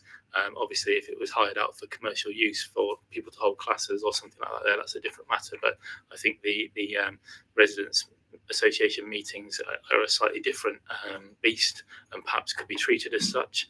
I'm sure the residents will be getting in contact with the developer if this scheme is approved to further that request later. So on balance, this is the right home in the right place for the right people, in my view, and hopefully it will protect the existing residential housing stock in other areas of the city so that we're not losing it at the rate that we have been over the last decade since the cap on student numbers was removed by our friend Mr. Cameron again. So that's it. Thank you. Cheers. Thank you, Councillor Pearce. So now I invite members to put questions to Councillor Pearce.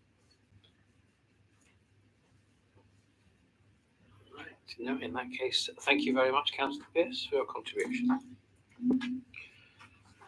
Right. I do not have a speaker in opposition, but I do have a supporter. I'm calling Mr. David Osborne, please.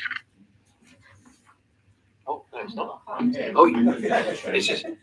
Are you Sue Spartan? I am. Oh, right. So I was told that. Sorry, that Mr. Osborne was presenting. Okay. Right, that's super then. I'm Right. Okay. So I welcome Sue Sparling then to our table, and the left-hand button, please. No, right-hand button to speak. Right. Yeah. And whenever you're ready. Thank you very much. We just wanted to introduce ourselves to the members tonight. My client, David Osborne from Metropolitan and District Securities, is here. I'm Sue Sparling from DLA Architecture. We are the project architects on the scheme. I wanted to just try and pick up on some of the points that were raised. Items we committed early to engagement with West Garth Residents Group, and I think that's succinctly been put by the gentleman before me. We've done with the widened footway, the access to the blue space that you have on screen. We'd be happy for the operator to facilitate that for free for the residents group, which was just mentioned earlier. I think the whole part when we approach student accommodation is trying to integrate it better into the community. There's proven health and well-being benefits for students as well in that kind of approach. So we've been committed to that since the start. I know it was mentioned about the embodied carbon of brickwork. And it is something as an industry, embodied carbon is where we're exploring options. There's ways of bringing down the embodied carbon of brickwork through how it's actually fired, whether they can use hydrogen if it's allowed, or whether they can do an all-electric approach, or actually put additives in the brickwork that stop it having to be fired at such a high temperature. It's something we're completely on board with, but it's proven that brickwork has longevity. So you've got to look at the whole picture as well. I think on the other points, we have facilitated the full cycle parking on site and the co-bikes. I think the uptake we see varies between cities. Having walked the university campus, it's very hilly, but the cycle provision is there. On the point about the working members group, obviously we did that pre-submission. We were actually on 372 beds at that point. We have actually dropped to 350 because we've shuffled around. I think as Howard succinctly put, we had a number of meetings with the Environment Agency to get the overland flood exceedance route to work. So we have actually reduced bed numbers. I think on the other points, the compatibility in the design, we have had a number of meetings with Howard and the design officer.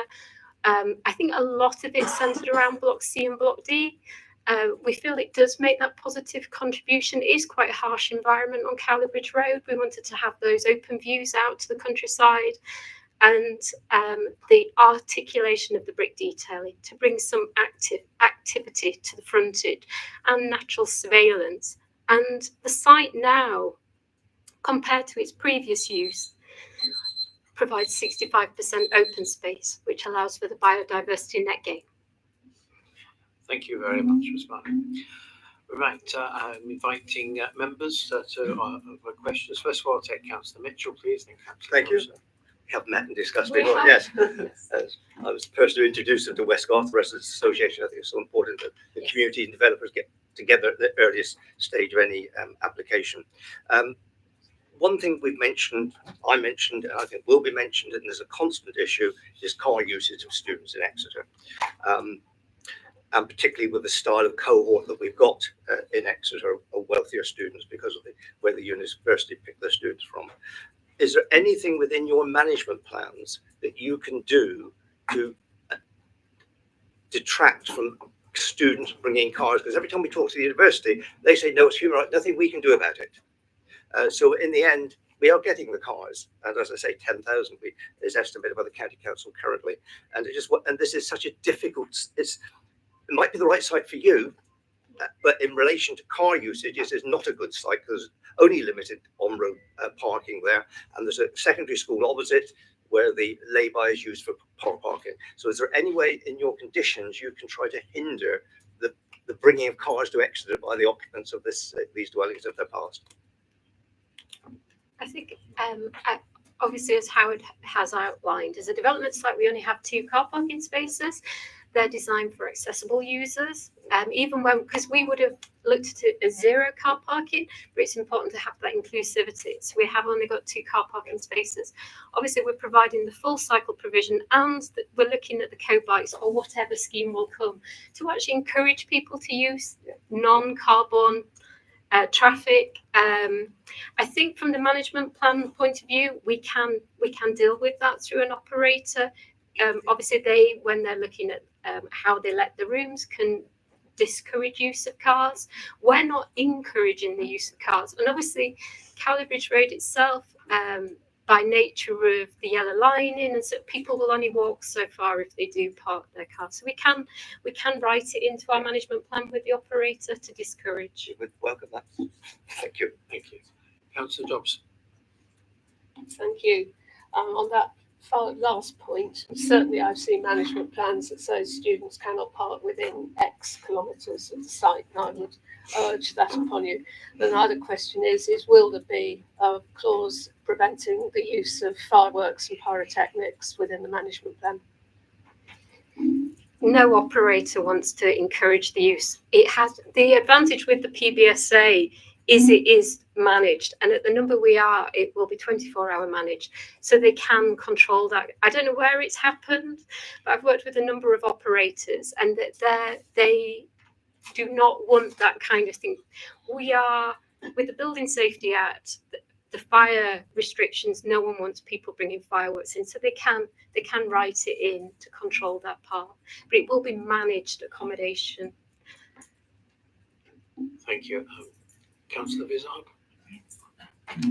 Thank you.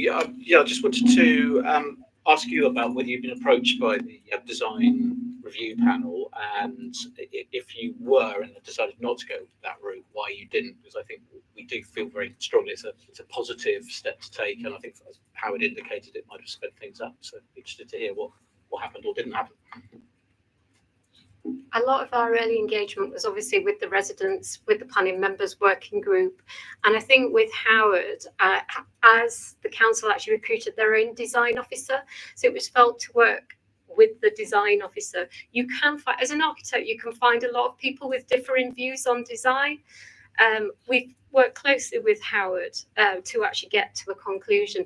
We were never approached by the design review panel to ask them to ask us to present to them, because of course we wouldn't.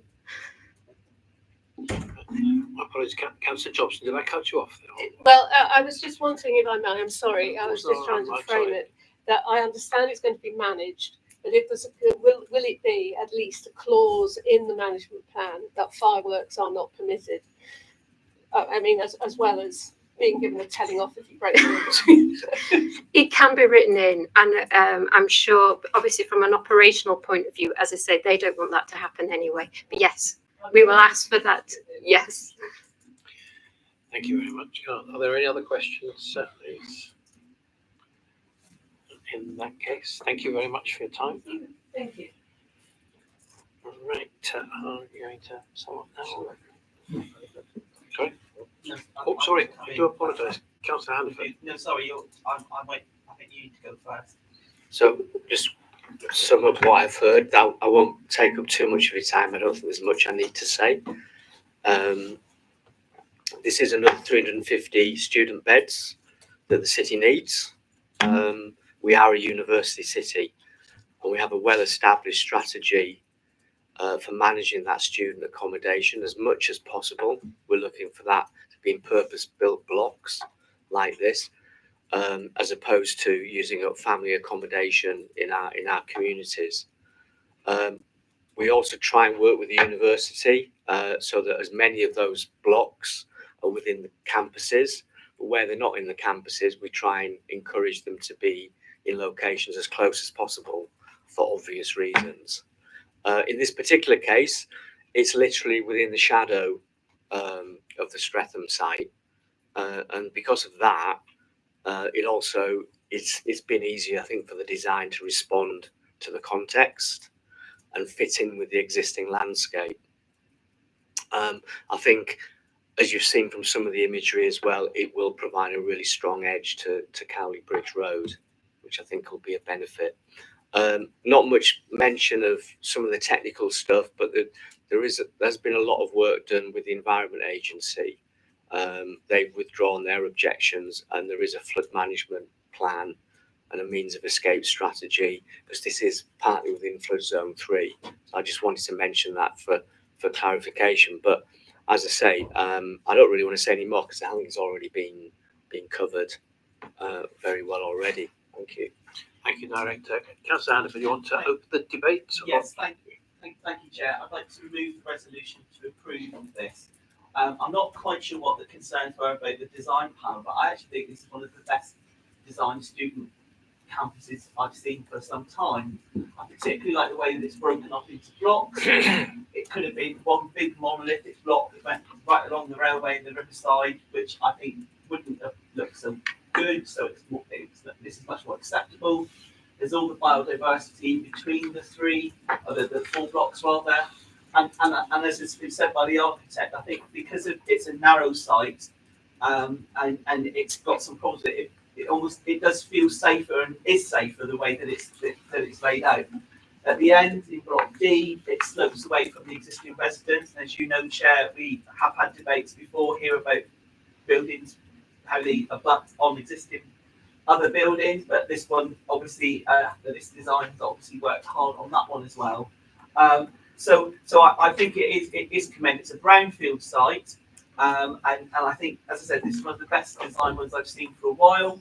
And also just if I may, Chair, just straying away from the approval and the qualities of this development, we have had a debate, obviously, should it be social housing, should it be affordable housing? Well, if we were given enough money by the government, yes, it should have been social or affordable, but that's not what we've got in front of us today. We have this in front of us. This is what we have to deal with. And I'm not necessarily minded, actually, to put a condition on the units when they're empty out of term. Now, it is well known my view on Airbnbs and particularly their effect on the private rental sector and the problems there. But again, that is not what we're dealing with here. So I'm less bothered that this could be rented out of term time. Perhaps that will then relieve some pressure in the private sector where people are being pushed out, unfortunately, for Airbnbs at the moment. But again, back to this application, is that yes, it's a good application. I think it's well designed, it's well laid out, and I also think that the community space is really, really important. I'm very pleased with what has been said, giving it to the residents groups for free, but also the other opportunities there that are important. And dare I say, looking at the director, perhaps this is a trend now that, working together, we can have more community spaces in our student accommodations to sort of bring people together rather than having town and gown. So yes, very happy to move it, Chair. Thank you. Thank you very much. Do I have a seconder for? Are you proposing that we move straight to a vote? Well, I'm proposing that we. So I'd like to hear other. Yeah, okay, that's fine. Okay, thanks. Because I'd like to hear some other opinions, please. Councillor Mitchell. I again, as a ward councillor, look at the one spectacles. We're one pair of spectacles as a ward councillor, but here I'm a member of the planning committee and got to look at across the breadth of the city. This has been one of the least contentious applications in our ward. I think I'll just say that, and I'd like to thank the developers who I contacted after the planning member working group asked if they would make contact with the local residents, and they did so. And I think productive meetings, and out of that has arisen the community space. I think they might like a bigger space or a separate building, but let's give praise where praise is due. As Councillor Pearce said, this has not caused the controversy that some applications have caused within our ward. The people were, in effect, resigned to this site, and because of the nature of the site and its adjacent nature to the university of being student accommodation. Obviously, we'd all prefer it to be something else, but that's not the application. The application is for student a PBSA in front of us. I think I'll leave it to others to comment on the design and the attributes of the design, because they have a personal taste on whatever. All I will say is, if you look at Exeter 1, which are the buildings immediately adjacent, which are ultra modern, etc., they do fit in with the landscape. They don't hit you in the face as you go along, and I would hope that these would blend in with that. The concerns I've got, as I say, I've already raised about car usage and car parking in the area, because I think that could become a long-term issue for the local community and local residents, and particularly for the school, the new Ted Bragg school across the road, because if they have increasing numbers, because it's failing because of decreasing numbers, you're going to get more people across the city commuting there as well, using their own transport, and that will cause issues there. So I think we need to address those, and the county council will need to address those. One thing that does concern me is that we've got a appeal against another PBSA in our ward coming up, where the whole contention of the argument was on a community balance. Community balance has been mentioned in the representations from the public. There is no mention or any answer to it in the officer's report. It is important, I think, when we have got a planning obligation on paragraph 4.39 of the existing one, be about community balance and taking that into account. It hasn't to be the overriding factor, but at least taken into account. And it's not mentioned in the report, even though the representations make it.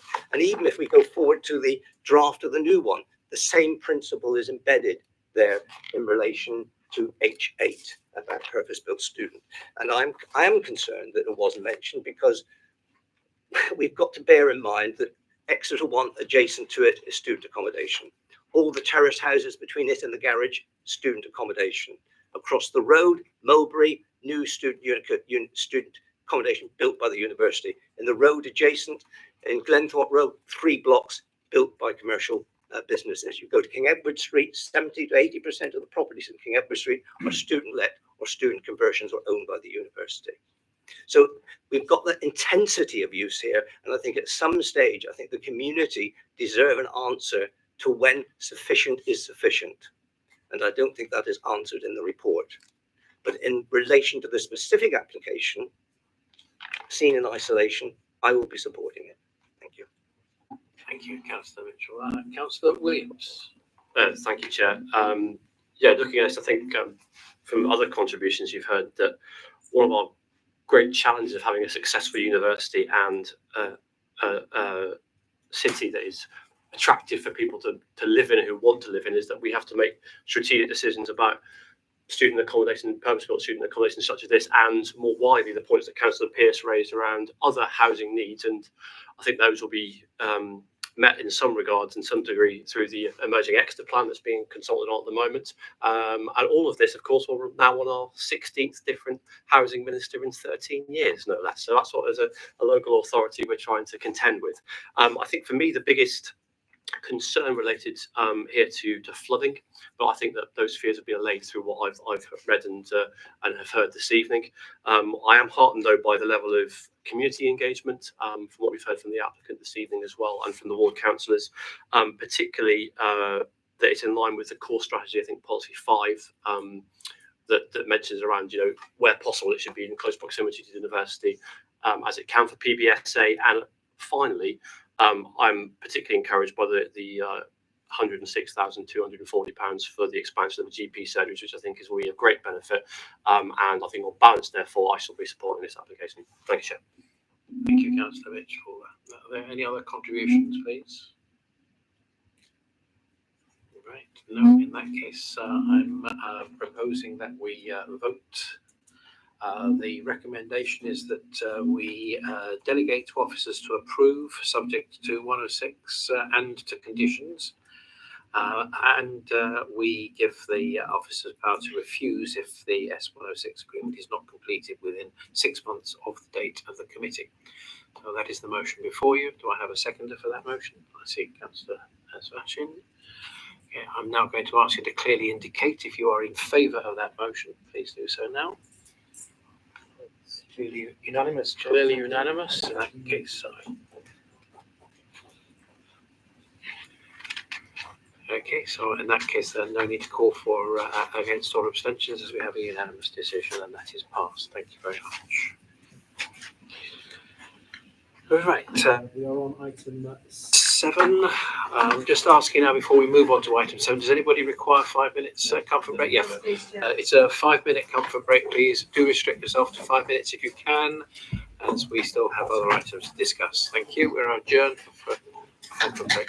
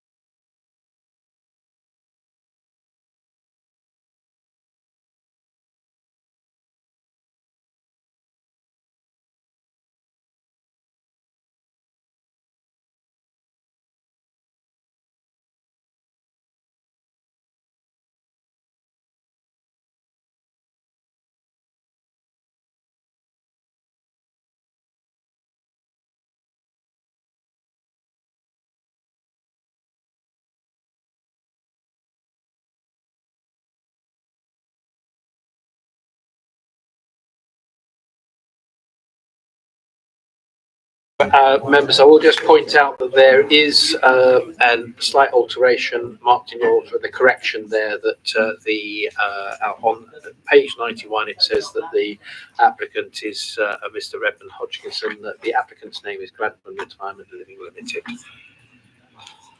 Okay, we're moving on to item 7. This is planning application for the former Exeter Royal Academy for the Deaf, 50 Topsham Road, Exeter. I'll have the officer to make a report, please.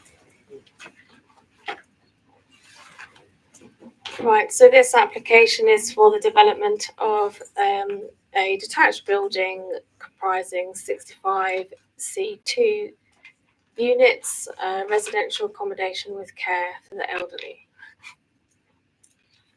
That's the site. So the building would be a kind of U-shaped, 3 to 5 stories. The proposed main vehicular access would be off Weirfield Road, southwest of the site. It should be noted that's already been constructed and in use under an extant planning consent. There would be a parking area for 33 cars, 2 of which would be accessible, 1 for a car club and 4 for Weirfield Road residents. There would be a secondary access to the north of the site off Topsham Road for dropping off. There would be 2 additional entrances on the northern elevation with the main access on the south of the southwest element, and there would also be cycle parking. There have been a high number of objections from neighbours, 123, including from St Leonard's Neighbourhood Association, and 2 letters in support. The main objections regard overbearing impact and overshadowing to dwellings on Weirfield Road. The development is considered out of character, increased traffic, and local residents would prefer the access to be on Topsham Road. However, the site does have extant consent for 84 retirement apartments, and that scheme is virtually identical to the extant consent. Oh, sorry, that should say to the current application. And there is a further extant consent, which has, as I mentioned, been partially implemented. And the current application is extremely similar to both of those consents. In terms of the statutory consultees, there have been no objections at all, including from Highways. And the only objection is from Exeter Civic Society, which is a non-statutory consultee. So on your left, you have the most recent extant consent, and on the right is the current proposed scheme, and you can see that the layout is virtually identical. At the top, you have the north elevation of the current scheme, and at the bottom, that of the extant consent. This is the south, current and extant, most recent extant at the bottom, current at the top, extant at the bottom. This is the west. The report goes through in a table the comparative heights and widths. So the red arrow denotes the approximate extent of numbers 1 to 3 Weirfield Road opposite. So in terms of the 2019 consent, the maximum height on the south elevation was 15.8 metres, and on the current proposal, the proposed height is lower at 12 metres. And as I said, in the report goes through great detail. So in terms of the residential design SPD, there is a back-to-back distance requirement of 22 metres in terms of privacy, and there is also a calculation in terms of overbearing impact. In this application, the separation gap between the nearest elevation of the proposed building and the front elevations of 1 to 3 Weirfield Road would be 17.7 metres. But the 22 metre requirement is back to back and not front to front. The windows in question all face onto the public realm, and in this case, no loss of privacy is considered to result. In addition, the identical relationship has already been approved under the 2 most recent extant consents, and it would also be similar to relationships existing in the local vicinity. So the proposal is considered acceptable with regard to privacy. In terms of overbearing impact, 1 to 3 Weirfield Road would face onto the proposed development. The ridge height at number 1 Weirfield Road is around 31 metres above sea level, which gives a very similar ground level and building height of the 2 buildings in question. And the actual separation gap would be 17.7 metres, which is more than that required under policy to avoid an overbearing impact. Therefore, we consider this to be acceptable. In terms of highway safety, the proposed scheme would not be considered to result in a significant trip generation. The access and parking arrangements proposed here are identical to those already consented, and therefore this would not be considered reasonable grounds for refusal. And as I mentioned, the access off Weirfield Road has been constructed and is in use for the building to the south. The benefits of the scheme: a contribution of 65 new dwellings to the current housing shortfall of nearly 500 homes, effective use of land, it would be high density, use of a brownfield site, bringing a vacant site back into use, and employment opportunities during the construction and the operational phases. It's expected to generate 16 to 20 full-time equivalent roles.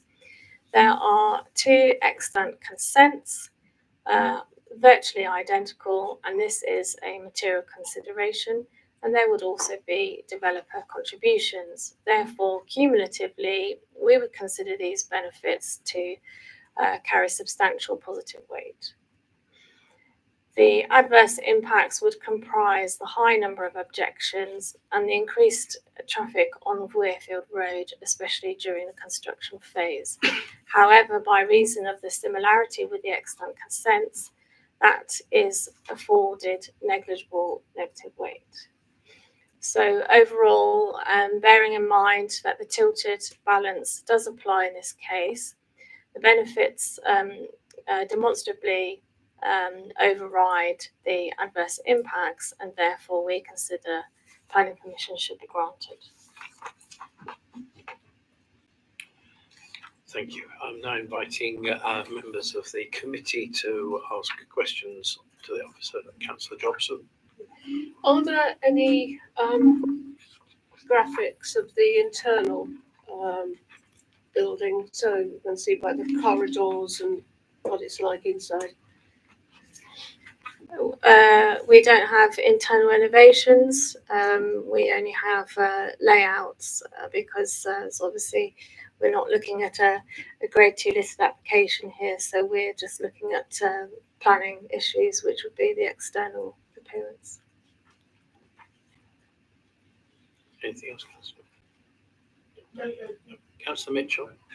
Could you just clarify, is this the same applicant revising their application, or is this a fresh applicant having taken over the site coming up with a new set of proposals? I'm unclear whether this is an upgrade or a brand new application. It's the latter, so it's a new provider, developer, who because they are the 2 similar schemes which are already consented, but what this developer is after is slightly larger units, a bit of a maybe more luxurious retirement living type of offer. So it's just a tweaking mostly of the internal layout. So they're having more sort of restaurant and care and bigger apartments than the previous consents. To follow up that and following up with Councillor Johnson, I did recall on the previous application there was quite a bit of concern about the placement of lifts and distances away from lifts and stairs, etc. So I'm somewhat interested in your response to Councillor Johnson that you've got no indication of internal details at this stage, even though it's a full planning consent. No, we do have the layouts. So we have the plans of the layouts, internal layouts, and accessibility and lifts, that sort of thing is all covered by building regs. But we don't, I understood the question from Councillor Dobson as being elevations, internal elevations, which we don't have. We have floor plans, yes. Yeah. Councillor Vizard. Thank you. Just looking at the comparative site layouts, because the design's slightly different, I'm trying to work out whether the new proposal in terms of tree coverage has a net gain or loss from where we were. And I can't, I'm struggling, so I don't know whether you've got some bit more detail on the trees. There's only one tree on site remaining, I think, which is at the north or west. And that's protected, and then there's a condition, landscaping condition and biodiversity conditions, so that they would have to provide some sort of net gain, which is probably going to be very easy. Looking for any other contributions, please? No, right, okay, so we're now, I have a councillor who wishes to speak, understanding order 44, it's Councillor Moore.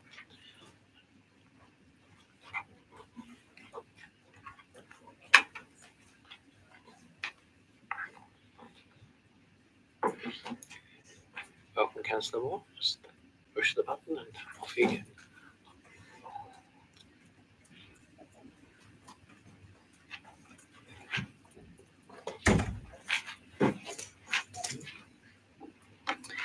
Thank you very much. First of all, I'd like to welcome the engagement by the new developer to meet with residents and councillors. And I also welcome the fact that they undertook a review to consider positioning the property differently on the site in response to residents' concerns about the inappropriate access point. I'm also pleased that the developer indicated willingness to contribute and in fact earmarked an additional sum to improve the local amenity through resurfacing a pathway opposite the site and potentially for some tree planting. As the ownership is uncertain, while the ownership is uncertain, I am sure that a solution could have been found to enable this. So I am sorry and disappointed that the council felt not able to view this contribution towards more tree planting and resurfacing a much used path adjacent to the site as a welcome one. And I must thank residents who have put up with so much uncertainty and significant disruption over the past 6 years in relation to the development of this site. And I'm going to stress it's important for the committee to know that the local community is really not against development of the site. It is about the relationship between the building and its neighbourhood. As the development site already has planning permission, you are again looking at a decision about which is the least worst option. So that is not going to be easy, but here are a number of factors why I would request that you refuse this application. And as we have seen, the development before you is for 65 units of Class U C2 residential accommodation with care for the elderly, along with associated landscaping, access roads, car parking and services. So I just want to talk to those issues. Access is the first one, which has been a major bone of contention in all of these applications we've seen on this site. As this is down a small residential road, and down this there will be regular large commercial vehicles as well as additional car journeys. This road actually has Exeter's main utilities, gas, water and electricity running under it. And these are the main pipes through the city. And it's been dug up frequently, 10 times between January 2020 and last week.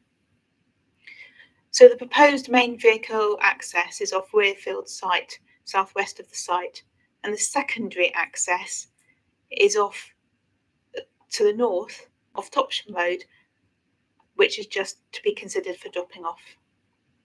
The alternative drawings show that the reverse, which is more logical and would be safer, could be possible. However, none of these proposals have been pursued, as viability has always been prioritised. So sadly, this will continue to be a problem for the developer, as they will also become the operator. And given that homes will be for older people, many requiring care as stated, there is a very serious consideration to be given in regard to the local authority equality duty for people with disabilities. The frequency of the road closure could deny people access to on-site or off-site care. The second issue is design, bulk and massing. The presentation talks about residents' concerns about the wrong colour. This is not to be taken lightly. We can already see the significant detrimental impact of the big beige block of the Acorn development next door, which now dominates the skyline above the Valley Park and is visible from conservation areas opposite. The fact that the site is immediately adjacent to two conservation areas, Southern Hay and the Fires and the St Leonard's Conservation Area to the east, should be taken into account. The significance of the St Leonard's Church is noted in the Conservation Appraisal and Management Plan. It is built of limestone with sandstone dressings, with its tall octagonal spire a prominent landmark. The Conservation Plan mentions the views from the conservation area, and the church in particular citing dramatic views northwest of the city to the cathedral, obviously we're not worried about that, and south over allotment gardens and across the river. Views from a conservation area, which I learnt to my cost during the Harlequins planning application, are a material consideration, and the dramatic views to the south will be obliterated. So the relationship of this building to the edges of these conservation areas is very important. The density bulk and relationship will detract from the character of the area, and the beige appearance will create a jarring clash. I would also like to draw your attention to policy CP4 of the spatial strategy, which is our adopted core strategy for the city. Section 6.17 says careful and innovative design is key to achieving the highest appropriate density in a particular location. A proposal which would harm the character of the neighbourhood or site through excessive density, poor design or inadequate open space will not be acceptable. The aim is to secure a more sustainable pattern of development using innovative design to achieve higher densities and incorporate a mix of land uses where appropriate, whilst retaining the character and quality of the local environment. I'd also like to draw your attention to Principle 3 of a document called A City Centre Vision for a Green Capital, which is another key council strategy right at the front of our website. This highlights any new development in the city centre will respect the city skyline and reflect the underlying topography. Exeter is a low-rise city. Few landmarks such as the cathedral and century church spires punctuate the skyline. It concludes, tall buildings shall only be permitted in special circumstances where considered appropriate, and they must be of great architectural quality and respond to the historic urban fabric.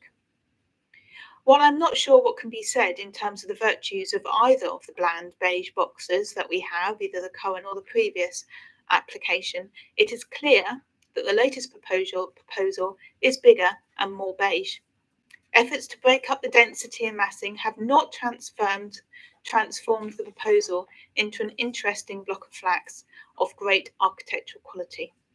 And I would like to say that it wouldn't matter because of the additional planting to disguise it, but there isn't, so I can't.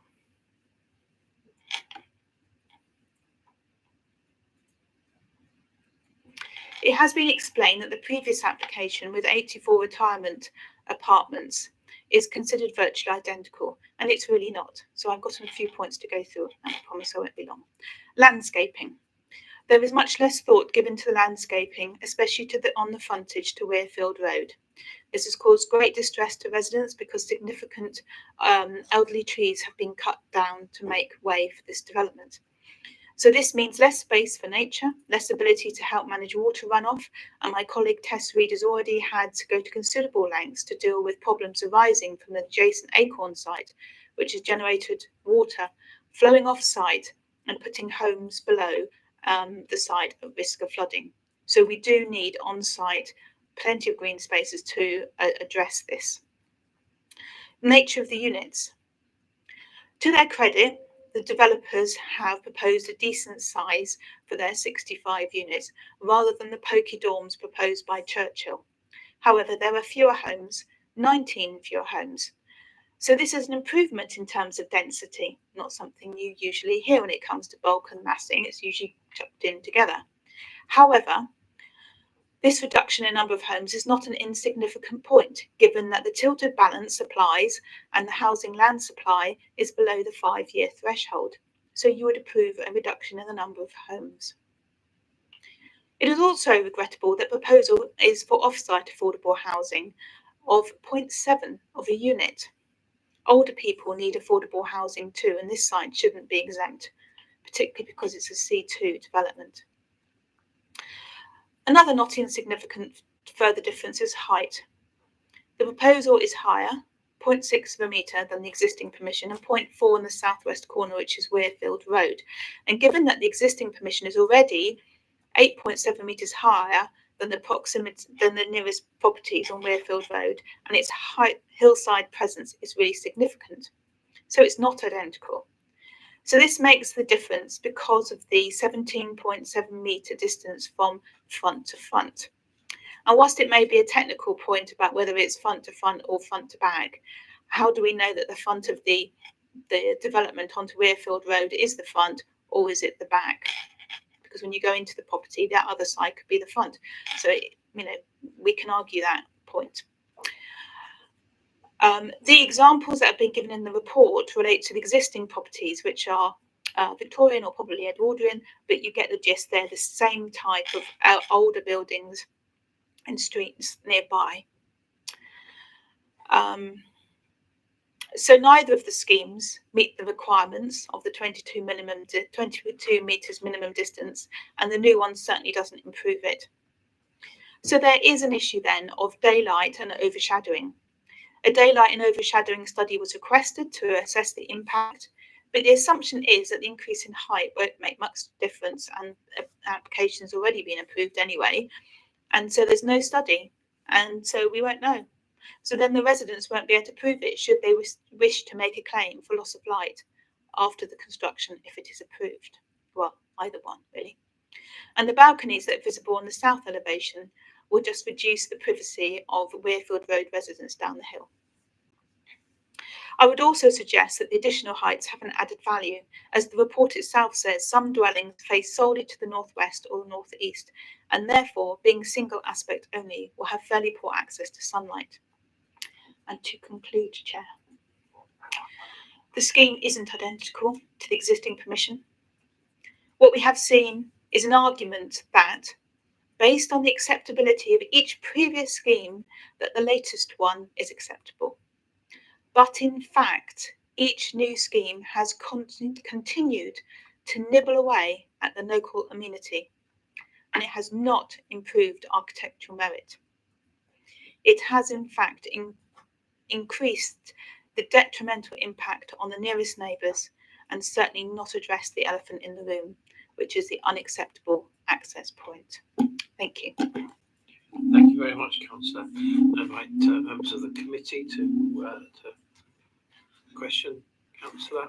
I don't see any questions, so thank you very much indeed, Councillor. Thank you. Right, okay, so we are now moving into debate. Does anybody want to... Sorry.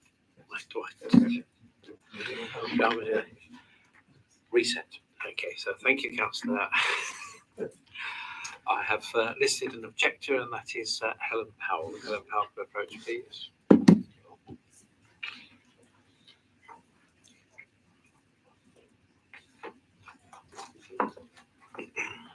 £79. I'm sorry, we can't accept submissions. These needs to be given to in advance, I think. Well, she's emailed these to all members. Yes, I emailed them and 4 of them came back as invalid recipients, so I'm not sure that everybody's seen them. Well, as I say, I'm chair and I didn't receive them, so. I did. Okay. We can't verify any of that information. We haven't allowed the applicants. So I'm sorry, no, I'm not going to allow those to be submitted.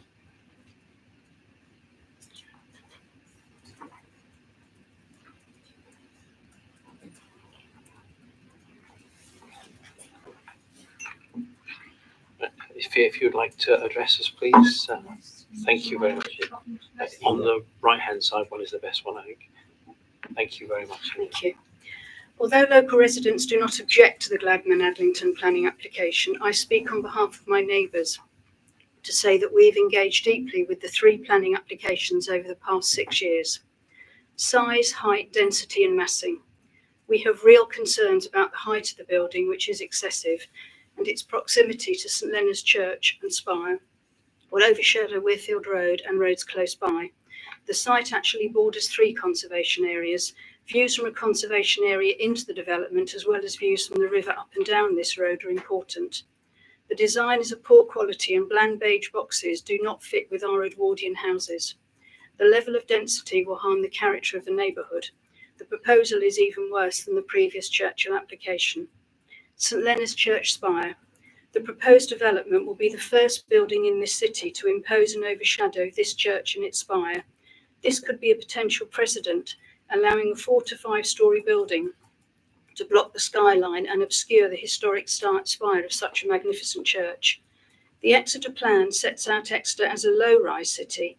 Gladman states in its planning document that, I quote, any development should show due respect for the Grade 2 listed church, ensuring the unobstructed view of the spire. Access to the new development. Everyone here is aware of the 6-year resistance by local residents and road users to the opening of an access road in Weirfield Road, and our view remains unchanged. You'll see from the accompanying sheet the road has been closed or partially blocked 10 times since 2020, totalling more than 6 months. Hundreds of local people have objected since 2017, including my e-petition of 2022 with 952 signatures. This time there are over 120 objections. Reducing the size of the development and setting it back from both Topsham Road and the edge of Weirfield Road with a similar footprint to the Deaf Academy with its entrance on Topsham Road would go a long way to address the issue. It would remove the burden being placed on a narrow, steep Edwardian cul-de-sac where operating 2 large businesses was never a sound idea. The Department of Health Fire Code guidance states a minimum of 2 access points should be provided to the site for emergency vehicles. The application as it stands at present does not quite comply with these regulations. Weirfield Road is not on a blue light route. The fire service has sent a fire engine down the road to check the turning circle, but the access entrance was inaccessible due to the care home building works at this time.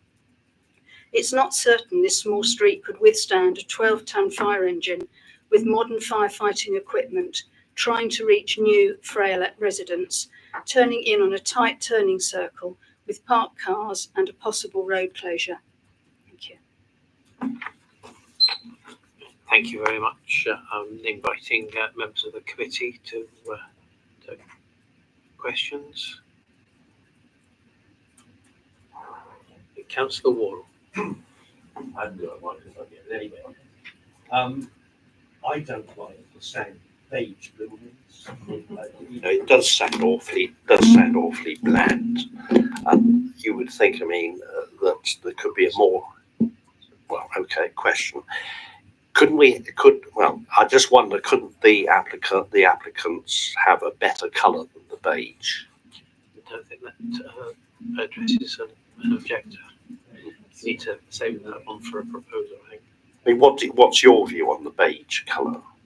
My view on the beige colour is that I'm very aware that Devon has red stone and that is red stone and red brick, and historically I've lived in the city for about 43 years. I'm aware that the red brick has always been traditionally used for buildings in the city. certainly the wall that goes right down Weirfield Road, the lower part is 300 years old, but the top part of the wall is red brick and it's the true Exeter colour. Any other questions? In that case, thank you. Thank you. Thank you very much for your time. I have listed a supporter, Mr. Gaskell.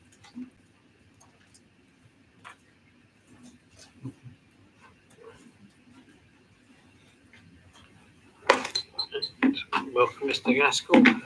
We'll give you 3 minutes when you start speaking. Thank you very much. Do I need to press anything? Or No, you're all Okay. fired up, ready to go. Thank you. Chairman, thank you for the opportunity to speak. Your planning officer has prepared a detailed report, and I support the conclusion reached that this application should be approved. The site, as we've heard, has extant planning permission for 63 assisted living units and more recently 84 retirement apartments. Both present realistic fallback positions that would be built out should this application be refused. The significance of this is the proposed design, scale, massing, access from Weirfield Road that we've heard about, parking numbers, amenity space, etc.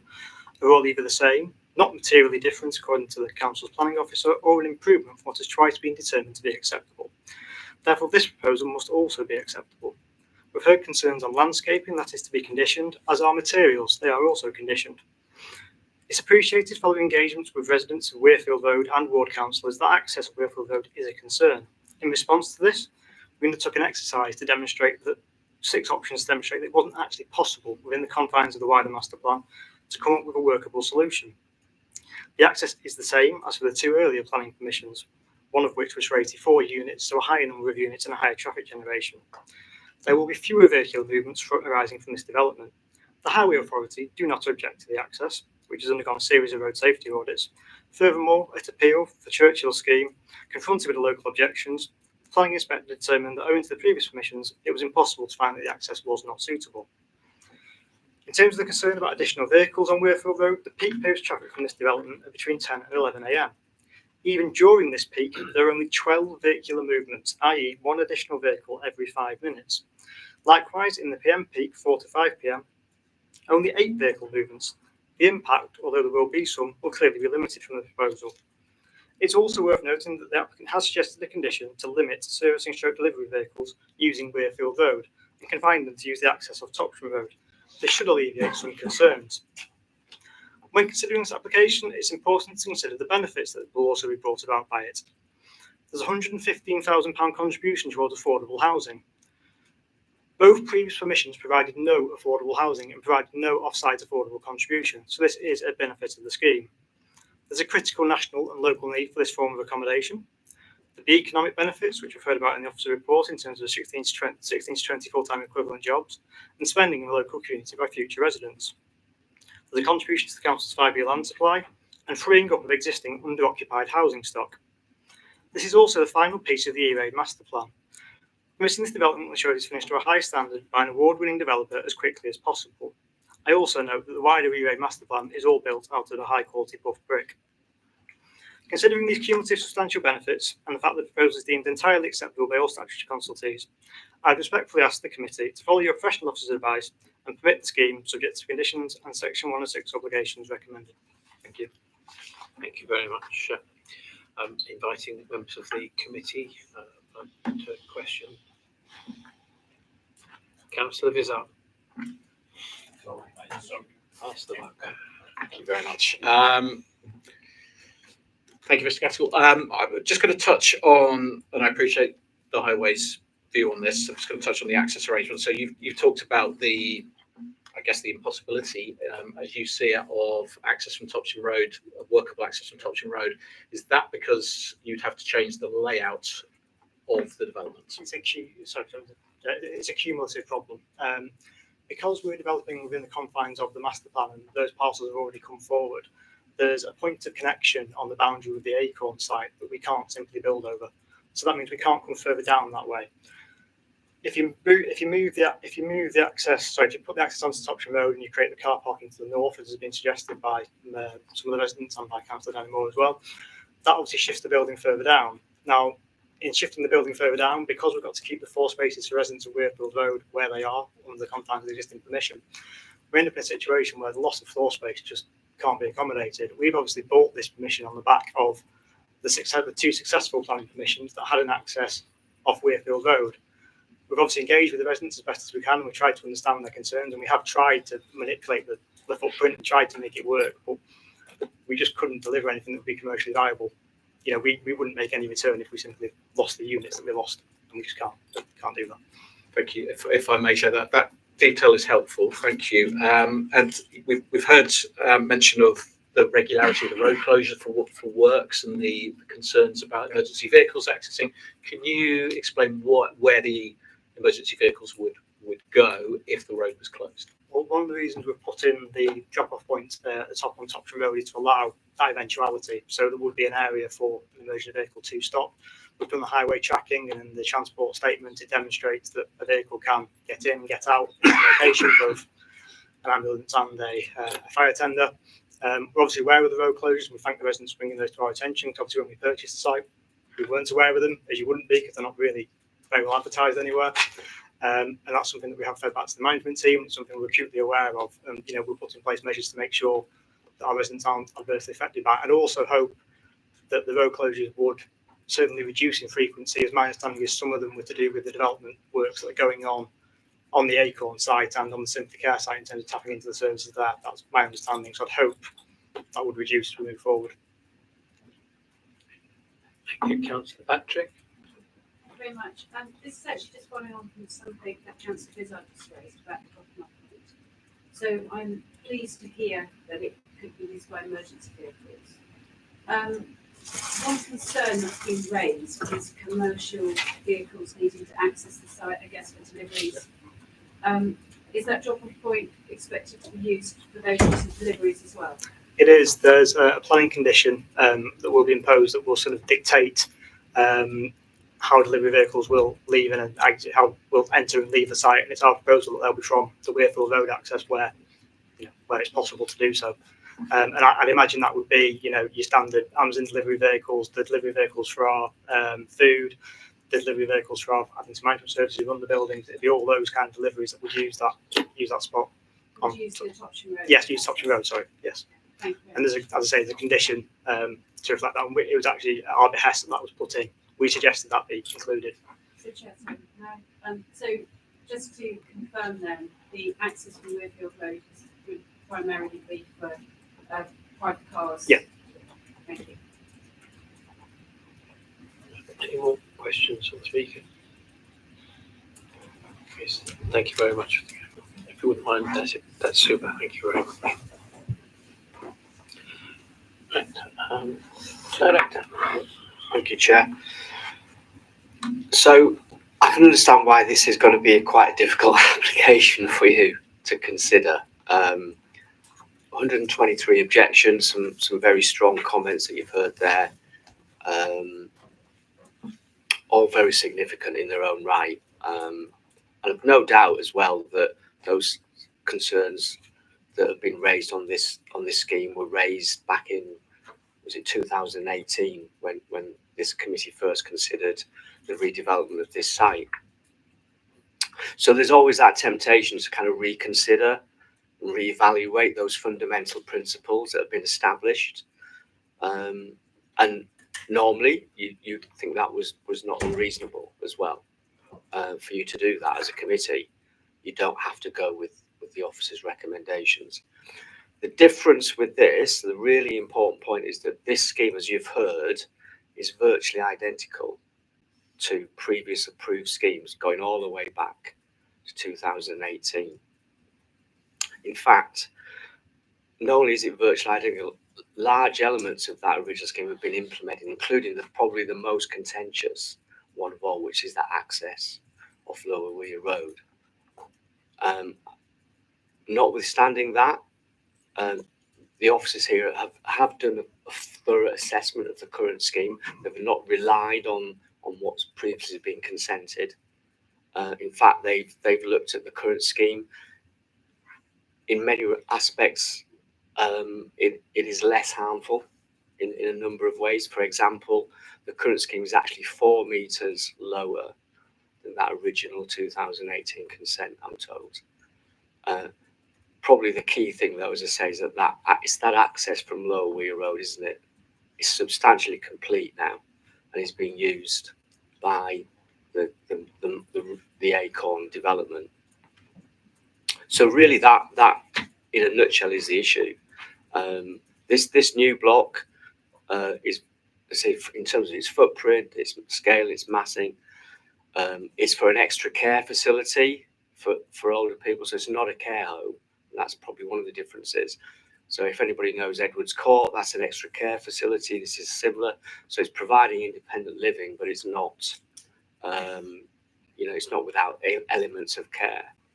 And other than that, in terms of what we consider as officers, this is a very, very similar scheme.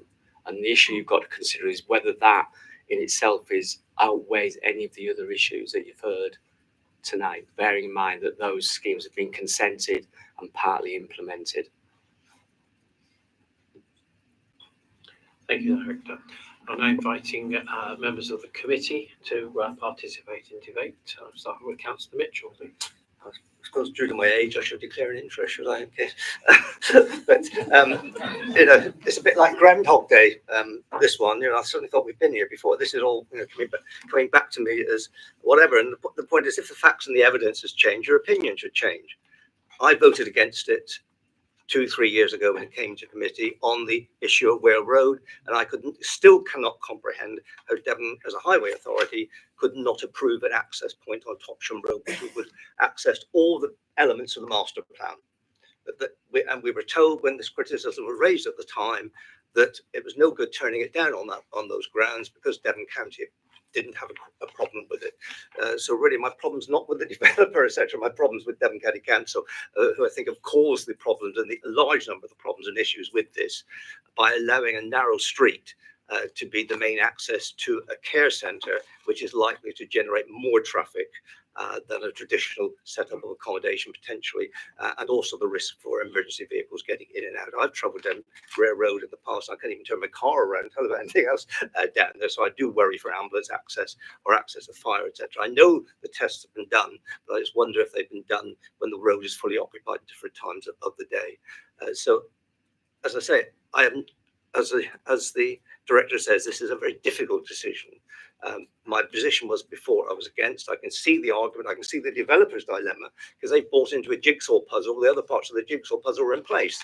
So it is difficult to do. But I think in view of all the comments I think particularly made by laid out by Councillor Diana, more so clearly, there are a number of issues still that need to be resolved with this site before I think we can happily sign off on it.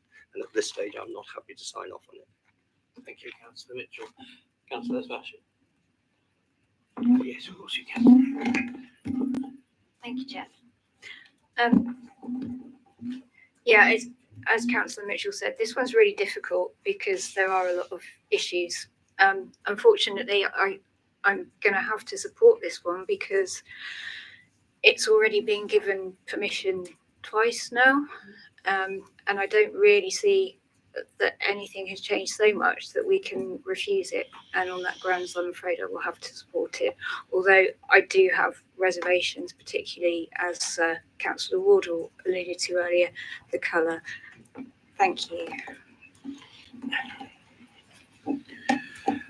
Thank you. Councillor Hanniford.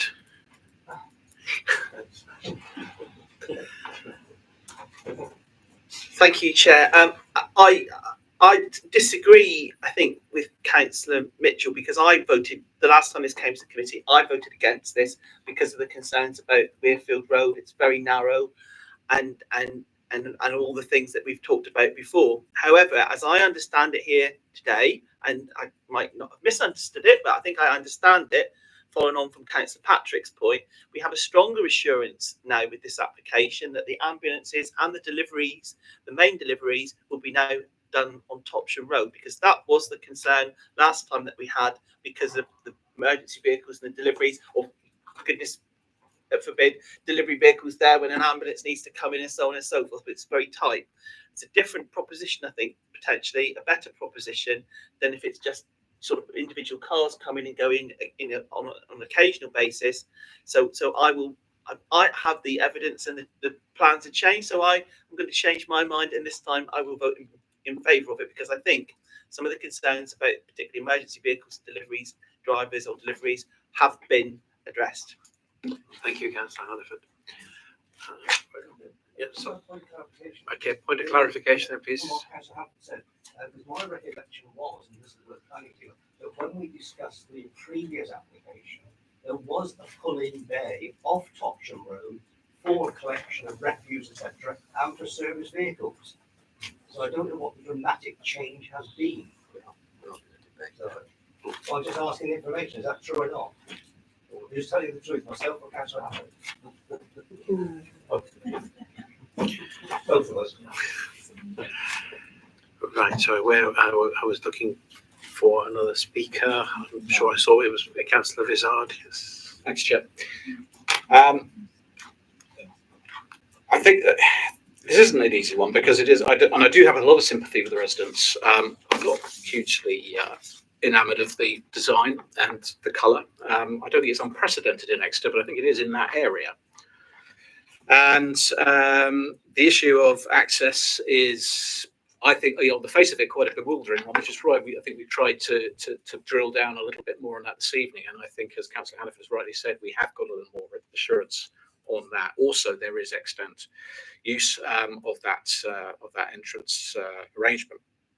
And we have previous extent permission as well. All of that leads me, despite some reservations about the scheme, to feel that we need to support it this evening. It is my serious assessment that if this were to be refused tonight and appealed, that we would not stand much chance of appeal. And I think that is a very serious consideration for us as councillors and members of this committee, whatever we may feel. It's very much an on-balance one, but we've been here before. I don't think we can start unpicking things now. There are things that I think this new developer has done that's improved things. I think that there are issues that remain, and I do understand where residents are coming from.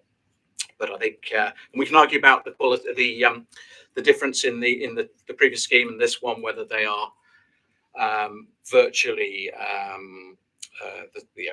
identical or virtually similar. I think they are largely similar. Whether they're virtually identical, I think, is an arguable point. But that's where I am. So, some things I'm not very happy about with this, but it exists as a scheme, and I think I feel a little more favourable towards it at the end of the debate than I did at the beginning of the evening. So I will be supporting it. Thank you. Thank you, Councillor Vizard. Councillor Wardle.